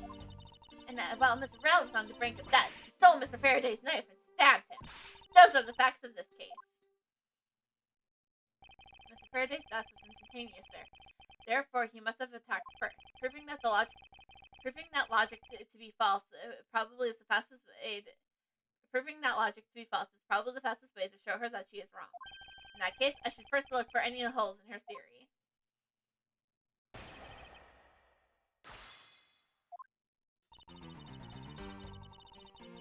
Hold it!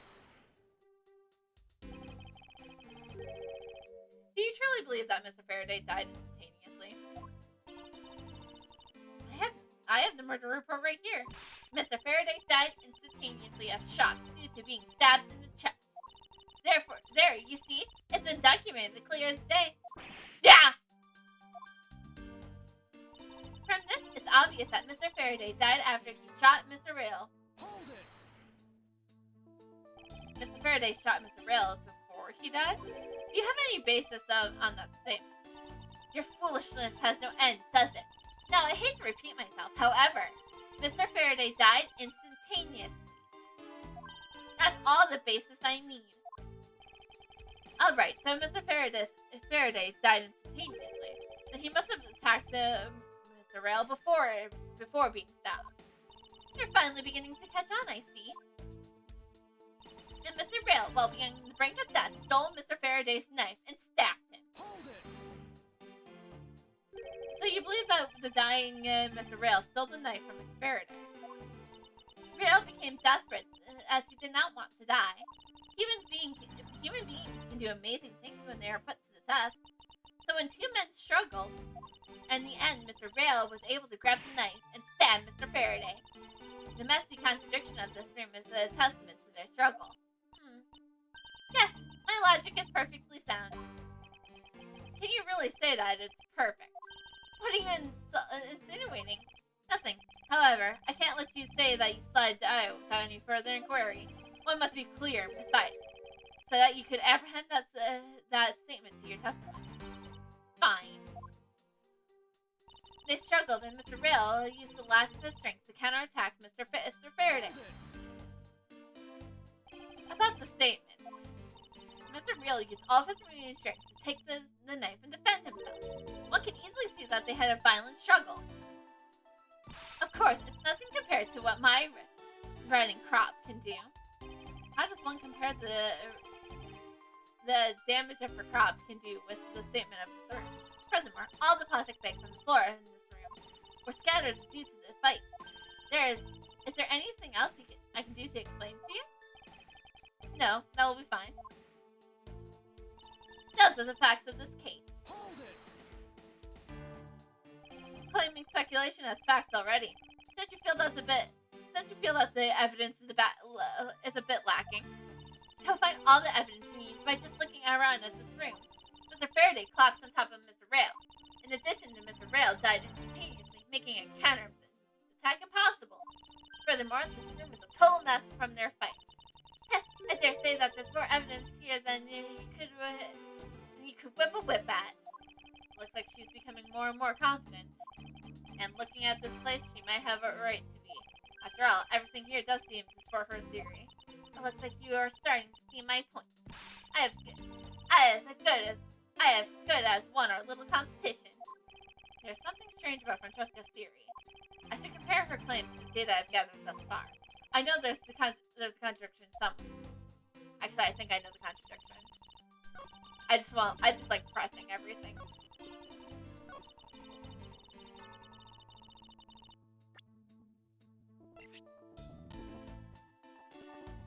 Didn't hear a senator.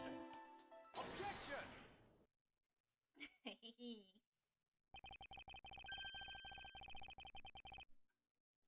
If the two men were fighting, their struggles would surely have caused quite a bit of noise. However, Detective Gumshoe testified that he heard absolutely nothing. Ha! You place too much faith in that detective's testimony, you know. But for the sake of argument, let's say there wasn't a fight. How then did Mr. Rail get his hands on the knife?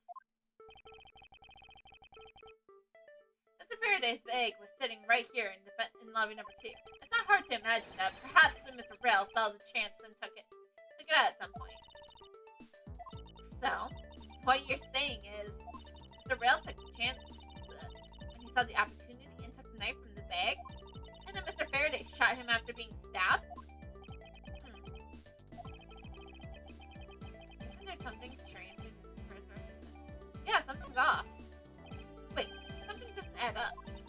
Oh, really? It's simply not possible for Mr. Faraday to be shot after Mr. Rail's been stabbed.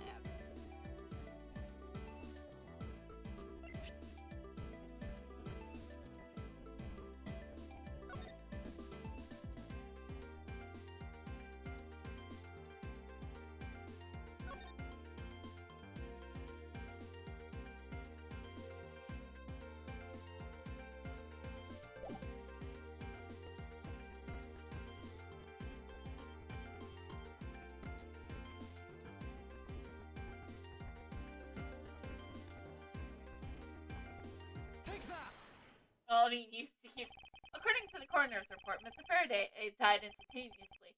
Meaning, oh god, now we're doing it! That means he died immediately upon being stabbed by the knife. Ergo, he could not have possibly fired the gun after that. Oh, you got me.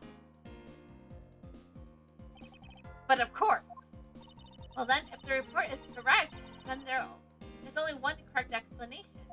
If we suppose that Mr. Rail was attacked first, then Mr. Faraday, who died instantaneously, would have been unable to kill Mr. Rail. Therefore, Mr. Rail must have stabbed Mr. Faraday after he was shot. Then they both died. That's the only explanation that makes logical sense.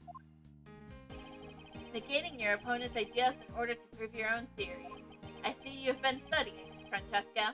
I just wanted to explain it as simply as possible, before you foolishly propose a foolish theory that only a foolish fool like you could. How naive of you to believe that only your opinions are valid, and still to expect to discover the truth that the crime scene offers you. Francesca, you still got a ways to go. What are you talking about? Are you saying there's a flaw in my logic? Mr. Faraday died instantly. And the fact that he did is what gives rise to the contradiction in the scene. The contradiction here in the crime scene is the order the body fell. Wouldn't it be the order the body fell? Because if Mr. Faraday died instantly, if Mr. Faraday was... Mr. Faraday should have been on the bottom! Let me get this straight. What you're arguing is this. Mr. Faraday took the gun from his evidence bag and shot Mr. Rail. Then, the wounded Mr. Rail found an opportunity to take the knife and strike back. Upon being stabbed, Mr. Faraday died on the spot, and Mr. Rail died thereafter. If that's the case, then how do you explain this? Take a good look at the orders in which the bodies are piled. No! Mr. Faraday's body is lying on top of Mr. Rail's. Therefore, Mr. Rail must have died before Mr. Faraday. Impossible! Yes, I agree that this seems it seems strange no matter what angle you approach it from. Which means that the real mystery behind this crime scene is the... Objection! No! Not so fast, Miles Edgeworth! What now? I simply think that you ought to think a bit more outside the box. And that's even clearer now in the incident stated with Mr. Faraday's murderous intent. Sure bounced back quickly. An explanation won't be enough this time. It's gonna take some very decisive evidence to prove her wrong. It was just chance that Mr. Faraday's body fell on top of Mr. Rails. The two bodies fell into a pile, which indicates that they attacked each other at the same time. It really doesn't matter in the slightest that they fell in the opposite order. I just know that Francesca's explanation isn't absolutely correct. All I have to do is find a hole in her logic. Once I do that, and then I can present her with evidence that proves her contradiction.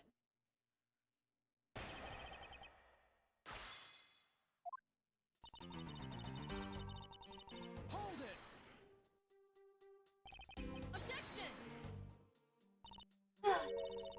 Pressing something testimony in order to gain sometimes things. You're a real one-trick pony, aren't you? It's too bad your tricks only work on fools. That wasn't my intent! It will be fine. I simply wish for more details on how Mr. Faraday ended up on top of Mr. Rail. Someone's impatient. I was just about to explain everything to you. Do you think you could hold on for a minute? Ah! Francesca, I'm making you a deal. I'll hold on if you hold on to that whip of yours. I'll hold on to it alright, as I whip you. Yeah! Well, now that you quite done it, but I'd like to continue if you don't mind. Hold it! The two fell on top of each other. Didn't you find that just to be a bit strange? Not at all. Ah! I can see in her eyes. She's dead set from me from the bottom of her heart. Miles Edgeworth, once I'm done here, you'll see that there's nothing strange at all. Now then, the two men fell into a pile. Which indicates that they attacked each other at the same time. Hold it! What do you mean they attacked each other at the same time? I assume Mr. Faraday had the two different weapons in his hand. He made an attack Mr. Rail while holding both the knife and the revolver. And then, after Mr. Faraday fired the gun, Mr. Rail grabbed the knife as he was falling and stabbed Mr. Faraday. That's how Mr. Rail rounded up on the bottom of Mr. Faraday on top. At close range, that's more than possible. Yes, it's possible, but...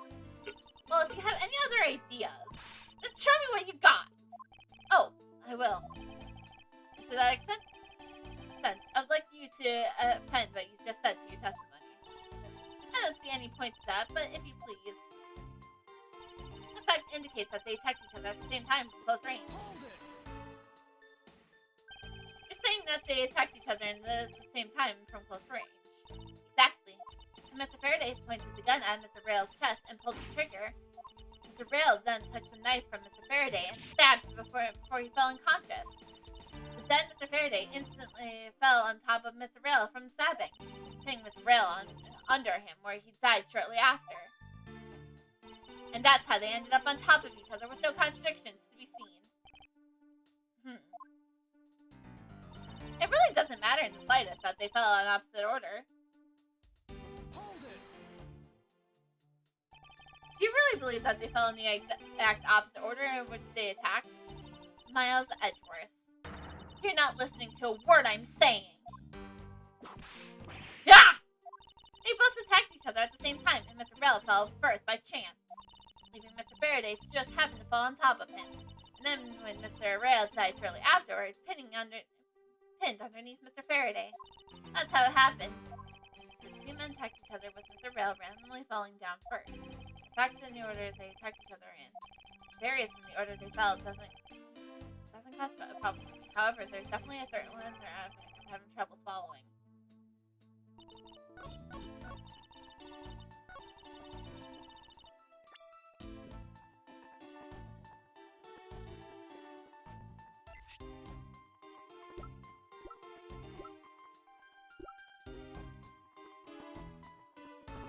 Objection.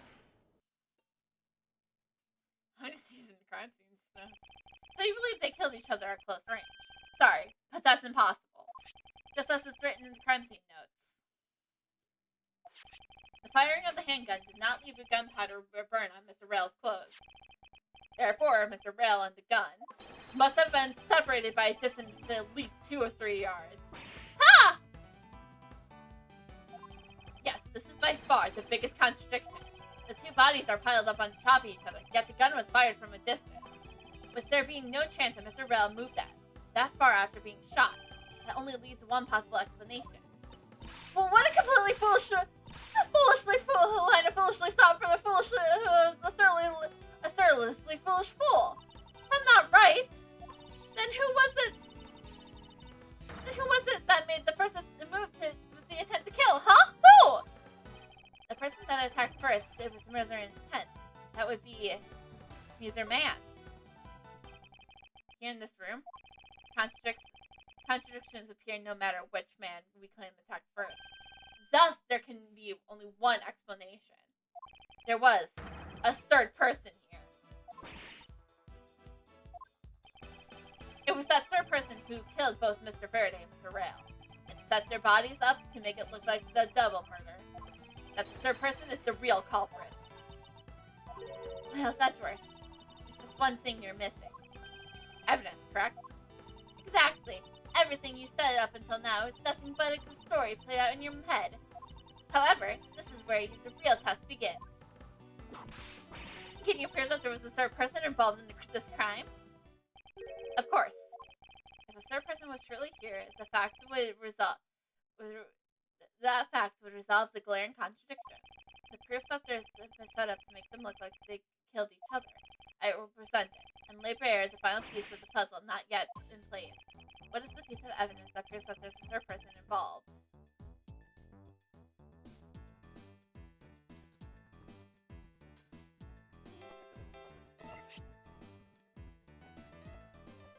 That's Faraday's blood on it.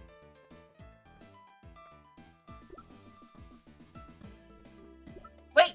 It's the gun! Wouldn't it be the gun? Because if they were both dead, how did the gun end up in Faraday's hand? In Faraday's right hand. Because I think it has been established that Faraday is left-handed. Or he could be ambidextrous. You know, he's dead, so it doesn't matter. Take that. The gun Mr. Faraday's hand, and the plastic bag with his blood on it. These two items point to the presence of a third person. How so? Recall Detective Gumshoe's testimony. I was in the hallway the whole time, but I didn't hear a single peep of struggle. If there wasn't a struggle in this room, then there shouldn't be any plastic bags on the ground, meaning that someone else must have deliberately scattered them around. Do you not see the possibility in this? Disregarding the gun for the moment. There's a high probability of the blood splatter when a knife. There's a high probability of blood splattering splutter when a knife was used on a person. If the culprit held the knife with a plastic bag around it, they could use the bag to catch any blood splatter from the splatter when they withdrew the knife. Then by spreading a few more plastic bags around, mixing the bloody one in them, and arranging the room to make it look like there was a struggle between the two, they were able to conceal their presence. Ah!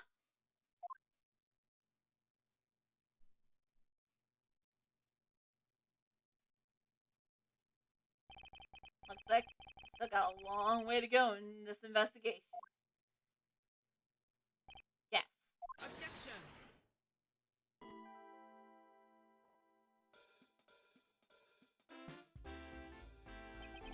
What the heck is up with you, pal?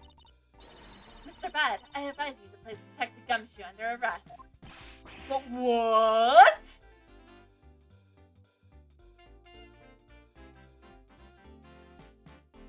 Oh, the Jojo Gengi. What's the meaning of this? It's like you're not man enough to discipline your own subordinates. Don't you dare! That detective claims he was there, standing in front of the door the entire time. I have it on good authority that's all a giant lie. Miss you. I please ask that you please explain that last testament. Yeah, I'll let his honor explain it himself. Yes, I saw it with my own eyes, I tell you. During the recess, there was a period of time when there was no one in the hallway. What? See, Mr. Bad? So I ask you, why would a detective who's supposedly doing his job the whole time want to fabricate such a lie? Gumshoe, did you kill Faraday? No! Of course not, sir. It appears that the one who set up this whole crime scene is that detective. That detective seems too dumb to set up something this elaborate.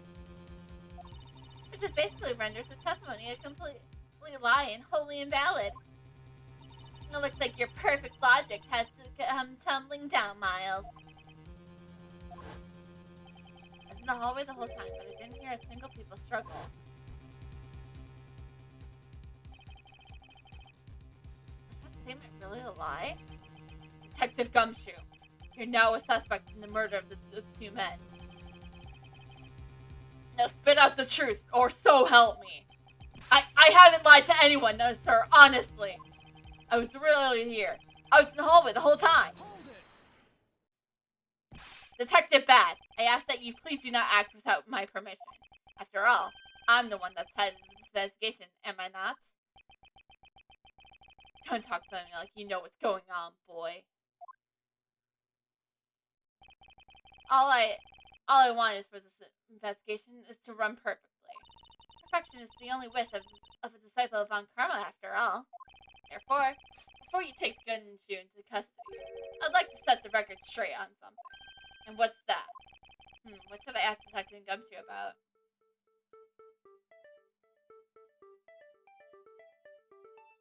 The state of the way? Detective Gumshoe, I take it that there was no one else in the hallway at the time, correct? No? Oh, of course not, pal! You're being awfully defensive. Might you still be hiding something from me? Watch your mouth, pal! You can't go around saying stuff like that. Stuff about like me without having any evidence. I suppose you're right. I have no evidence at this point. Miles Edgeworth, how can you be losing a battle with this detective? You're a disgrace. Yeah! Maybe I should ask about something else. Motive for murder? I suppose the one thing I'd like clarified is Detective Gumshoe's motive for committing this crime. Motive, huh? Gumshoe? Got a grudge against Faraday or something? No, sir! Not me, not a single bad thing against Mr. Faraday, sir. Is that a fact? Objection! You really have a problem with lying, don't you, Detective Gumshoe? I'm telling you, I am not lying! The more unnatural you act, the more suspicious you become, you know. You want a motive, Edgeworth? I have one for you right here. you please share it with us? However, be fair warned that I won't hesitate to object to flights so fancy, because all I am interested in is the perfect explanation. You're serious, aren't you? Fine. You amuse me. It's time to humor you with a little courtroom practice. It was about a week ago. I saw a detective get chewed out by a livid Faraday in front of the precinct. He stood there super pale as Faraday yelled, "That's a salary cut for you, you nitwit!" A brand new detective suddenly getting his salary cut. That's a good reason enough for a grudge. Well, how's that for the perfect explanation? You totally misunderstand me, pal. No matter how mad I get, I can never hold a grudge. Quiet. You can't trust anything you say, sir. There's nothing wrong with the motive you possess, proceed. But there's something gaps in your logic that need to be filled in. The year's perfect explanation may not be so perfect at all.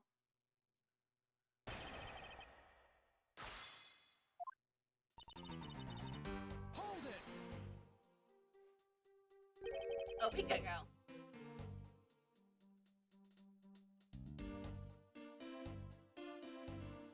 Oh shoot, Gumshoe has said I've been a detective for a whole week. So, fuck. And you and Detective Gumshoe are acquaintances. No way. I only met him in person today. And how do you know about Detective Gumshoe? Oh, I've seen him around before. I saw the detective get chewed out by a livid Faraday in front of the precinct. Miss Faraday was upset. Yeah. You know what else? Mr. Faraday isn't exactly known to get angry often. But he was totally beat red in the face.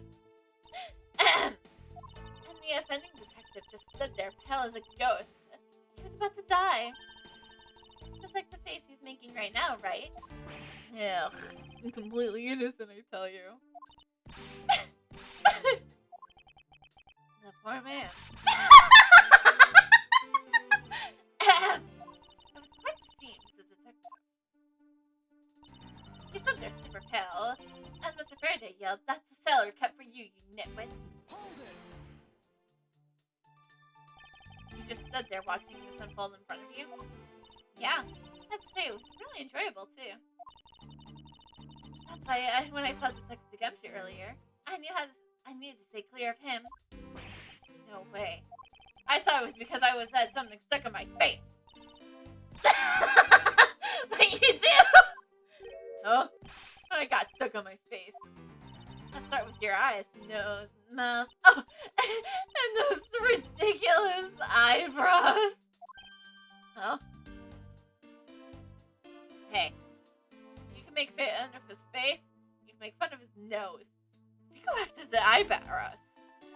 I won't hesitate. Does this look like the face? Does this look like the face of someone who would hesitate, bitch? I love doing this.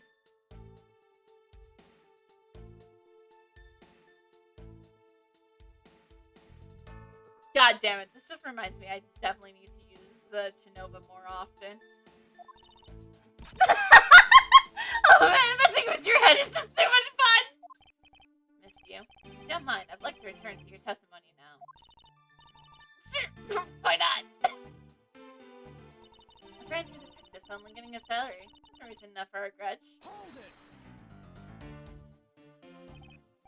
The cut on your detective salary right off the bat like that.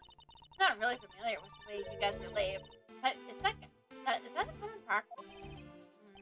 Speaking of cutting my salary, didn't you threaten to do that to me earlier too? I suppose I did. It's only natural to cut a worthless detective salary down to their actual worth. My father can even fire anyone, new or old, with a snap of his fingers. You think maybe Do you think maybe that's reason enough for detectives to hate you people?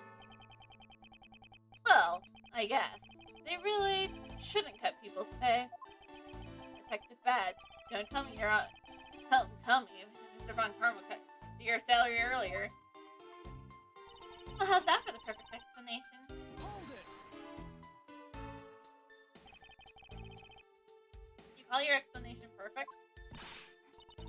Yeah, it's not to your liking.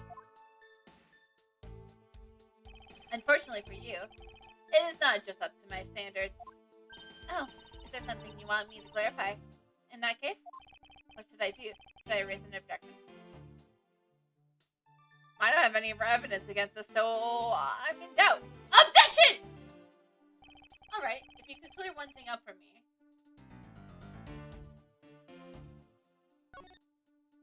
Actually, allow me to ask the detective directly.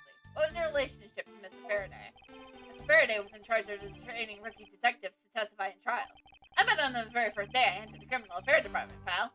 Oh, I had no idea Mr. Faraday was so involved. Faraday. He may look like an easygoing guy. He's actually a bit of a nut for strict discipline and manners. Guys like Gumshoe tend to rub him the wrong way. There, now you know the detective and Mr. Faraday were related. Happy now?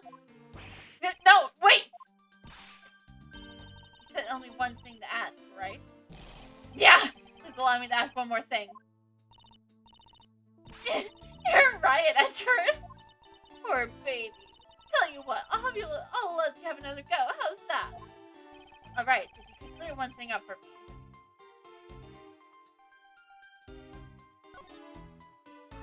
I understand that the comes to his potential for killing Mr. Faraday.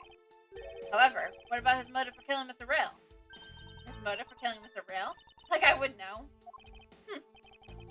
If there's no clear motive for both of the murders, then I doubt his incident would have occurred. Wouldn't you agree? Is there anyone else who might have a grudge against either of the two men? Or should we look into that ourselves? Oh, in that case, I have absolutely no idea. What?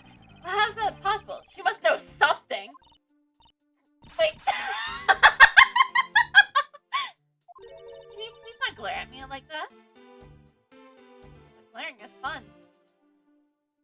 Look, I get all up in the camera and everything. I love doing this. Is this not the face of intimidation? Is it not? Do I not strike fear into the hearts of all who see?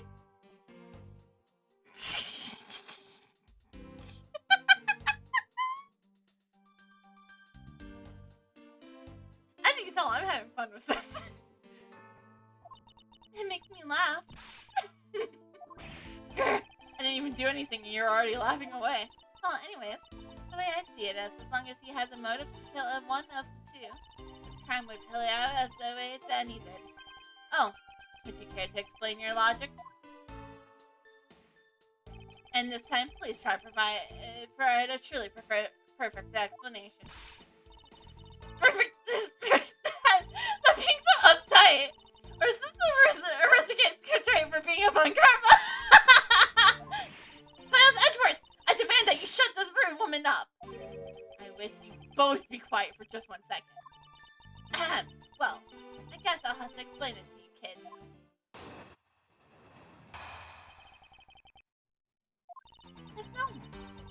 There's no one there with a motive to kill both Mr. Faraday and Mr. Rail. All you really have is to establish that someone had a grudge against one of them two men. Mr. Rail, who happened to be there because became a witness to Mr. Faraday's murder. Therefore, he was killed out of necessity. And it was set up to look like they killed each other. I wonder if that's really true. Is there no one out there with a grudge against both men? I should take another hard look at the evidence for this morning's case. The second KGB incident, as people are calling it, involved in very safe stuff.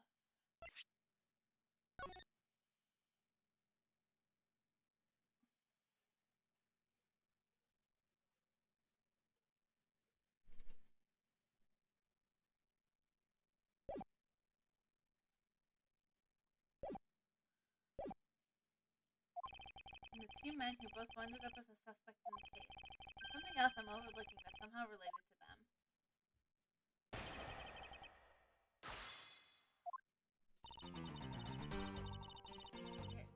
there's no one out there. Hold it! So there's no one who might have a grudge against both Mr. Faraday and Mr. Rail. Oh. I suppose no one. It's a bit of a stretch. But I'm pretty sure no one like that was here in this courtroom today. He's lying through his teeth. We just saw someone like that here earlier. Besides, you don't need to prove that the killer had a grudge against both men. All you really have to establish is that someone had a grudge against the other, one of the two men. Someone with a grudge against both of the men. In that case, aren't there plenty of other people who filled the bill? Sure. After all, it doesn't garner a scorn from others simply from being alive. The only one who had a grudge and acted upon it was killing Detective Gumshoe. Furthermore, if Mr. Bill, who happens to be there, become a witness to Mr. Faraday's murder,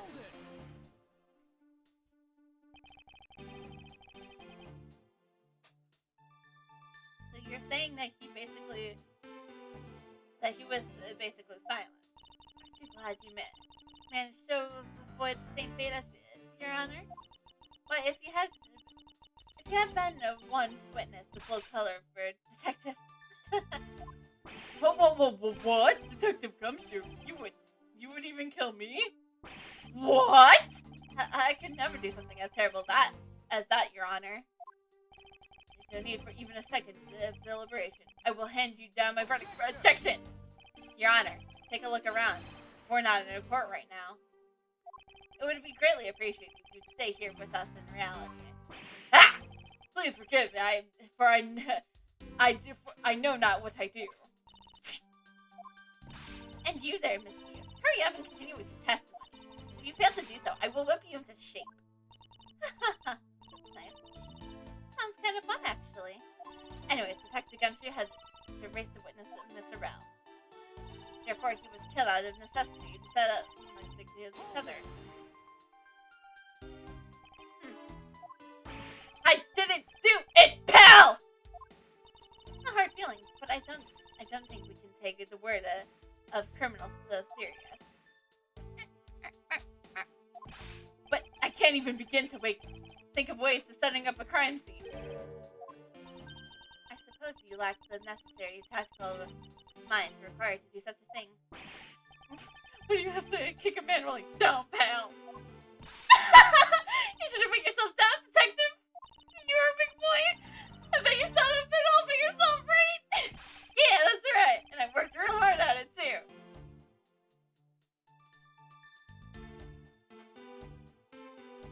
Gumshoe. I don't know what. Do you not realize what you just said? Surely you can't be this stupid.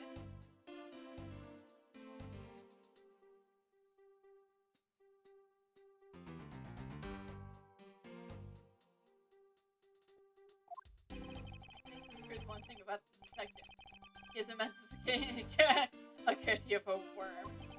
I have to admit, her explanation makes sense. However, there's also something she overlooked in her testimony. I should present that piece of evidence, and she can make out her truth. Objection! Miss Yu, I believe that there is something you overlooked in your statement, making your statement. Or is it because you'd rather not bring this person up? What do you mean? We're looking for someone with a reason to kill both Mr. Faraday and Mr. Rail. I can think of at least one person that fits that bill. He was a suspect in the original KGA incident, and a member of the coordinate emissary staff, Mr. Manny Coachman. That's right. The very man who came to visit you earlier out in the hallway. The man who killed a member of the coordinate emissary, Mr. Rail. And the man who was the lead prosecutor of the KGBA incident, Mr. Faraday. Are you telling me that Mr. Coachman has no reason to kill both of these men? Well, I suppose he might have a reason or two. You covered for me, pal. Maybe you're you're not such a bad guy after all. Don't get ahead of yourself. You're still a suspect. Make no mistake about that. The perfect evidence, the perfect testimony. These are the only things I wish to hold. But I didn't do it! You will stay under my authority and go investigate Mr. Manning Coachman from me. And remember, I will not be very... You want to investigate, Coachman? You'd just be wasting your time. Why is that? Coachman was up in the viewing gallery watching the trial. So I was told. Every cop in this place has been keeping an eye on the guy since he arrived. Then the only real suspect we have is still Detective Gumshoe. Suppose so. No way! Come on, Detective Bad! You've got to believe me, sir! I was really in the hallway the whole time, sir! Never took a single step out of this room, sir! Okay then, are you saying there was someone else who passed through the hallway? No, there was no one else, sir. And why should I believe you didn't do it? That's the one incredibly foolish detective. Sitting right in front of a crime scene all by himself. That's all. That is as good as a confession of guilt. I submit it's a bit strange. Most criminals would fabricate some sort of lie to escape their crime. And that detective really wanted to prove that he is innocent. You think he would say... You think he would say, at very least offer up. I spaced out while on duty or like that. Come on, Gumshoe. Time for your interrogation. Detective Bad.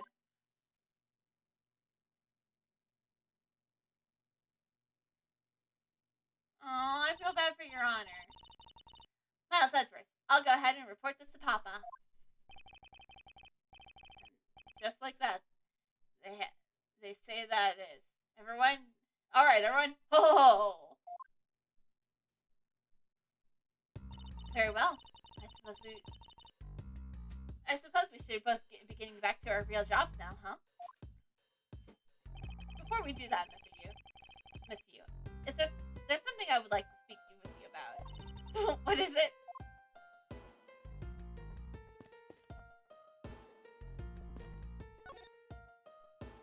So, what do you want to ask me about? The current case of the murder of the corporate adversary staff. I heard the people have begun calling it the second KG8 incident. Only among you law enforcement types. And what about it? I would like you to tell me everything you know about the original KG8 incident. I'm afraid I can't help you. I don't know anything beyond what was reported in the papers. No, I believe you know much more, since you are directly tied to the KG incident. I appreciate if you stop with the false accusation. Baseless outbursts are useless, both inside and outside the courtroom, don't you know? I do, but I also know that I do have a leg to stand on.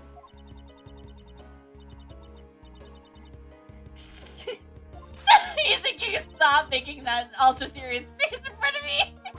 No! You can please stop laughing for just 1 second. I'm not gonna make any headway like this. I'm just gonna have to show her exactly how related to the KG incident she is.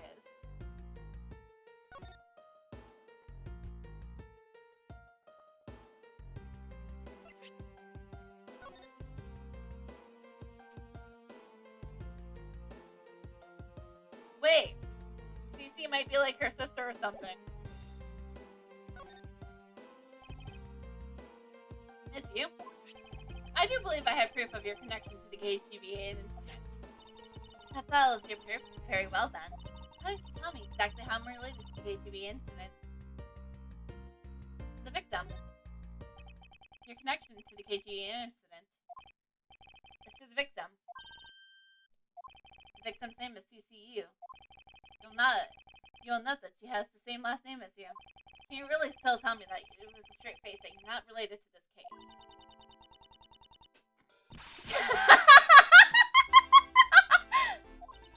Sorry, but we're not related. What? Just kidding. You asked that question with such a serious look on your face. I couldn't help it.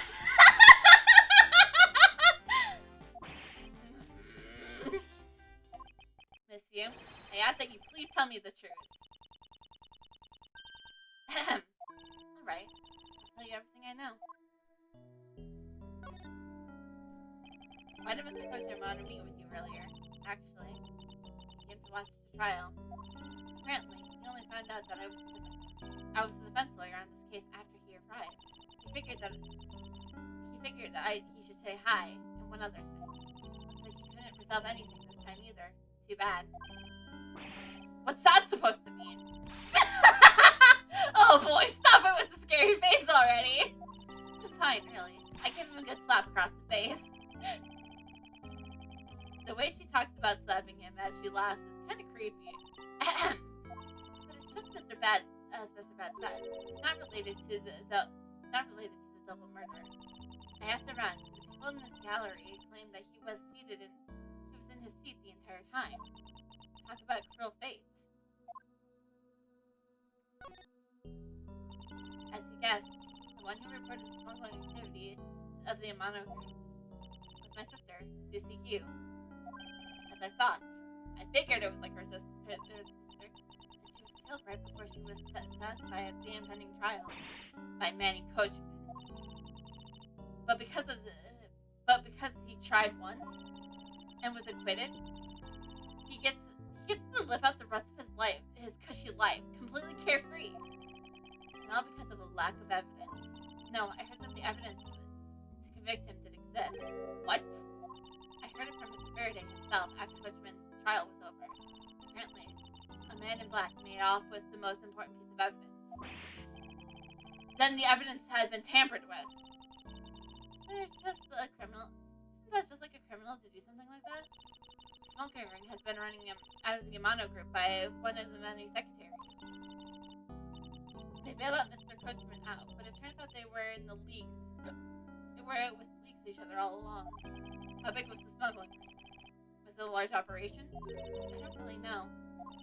Which is why I wanted to become the lead defense on this case that people are calling the second KG8 incident. But I haven't learned anything new at all. I was probably expecting too much, I know. You mean you think this case has nothing to do with the smuggling ring? I don't know what to think. Well, this is about all I know. Sorry. Guess I wasn't much help, huh? That's not true. I'm sorry I made you recall such a painful time in your life. Edgeworth, you really are too serious for your own good. You really need to learn to relax.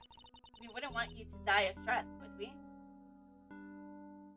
I mean, I've been thinking for the past 10 years. I've been thinking I've been murdered by Dad. Thank you for the advice, but there's no need to worry. I work in my own way, and I'll catch the criminals in my own way as well. Look at you with your game face on, ready to go. I make no such face. You know, laughter is the best medicine, Edgeworth. You don't get tired of making such a serious face all the time. I'm in charge of making sure all the criminals of this world are found guilty. I have no need for laughter. Here you go, making that face again. Oh well, I gotta get going. I still have a few loose ends that I need to tie up.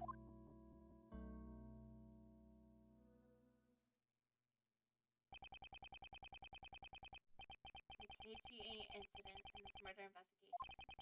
It is my belief that these two cases are related to each other somehow. Plus, that Detective Gumshoe.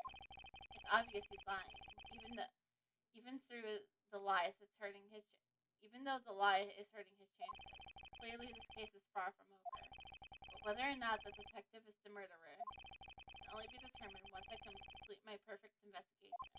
Mr. Von Karma, I swear to uphold your honorable name. Or my name isn't Miles Edgeworth.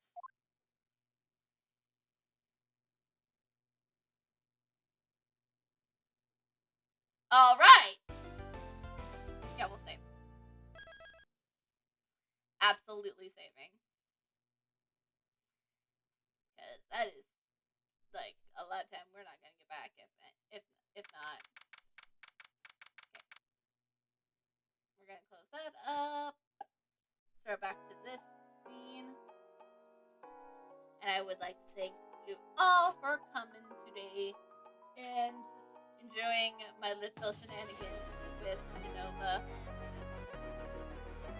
Because isn't this the face? Doesn't this face scream determination? And I'm gonna get you. I'm gonna solve all the murders and everything. Doesn't it?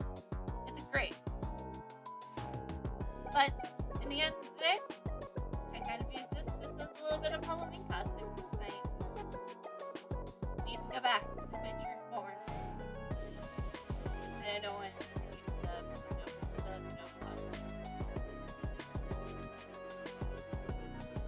I'm back. That's myself. First time tonight. So,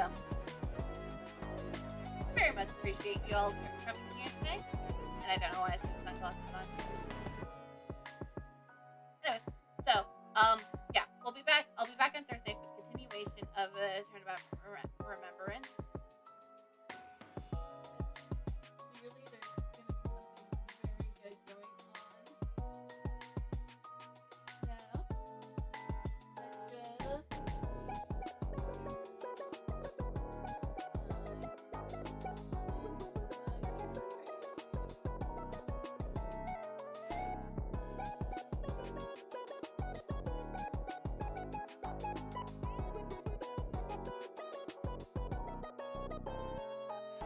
Sorry.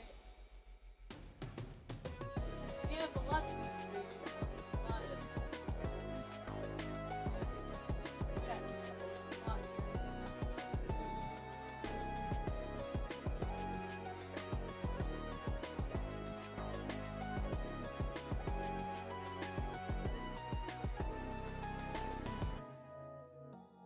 This weekend,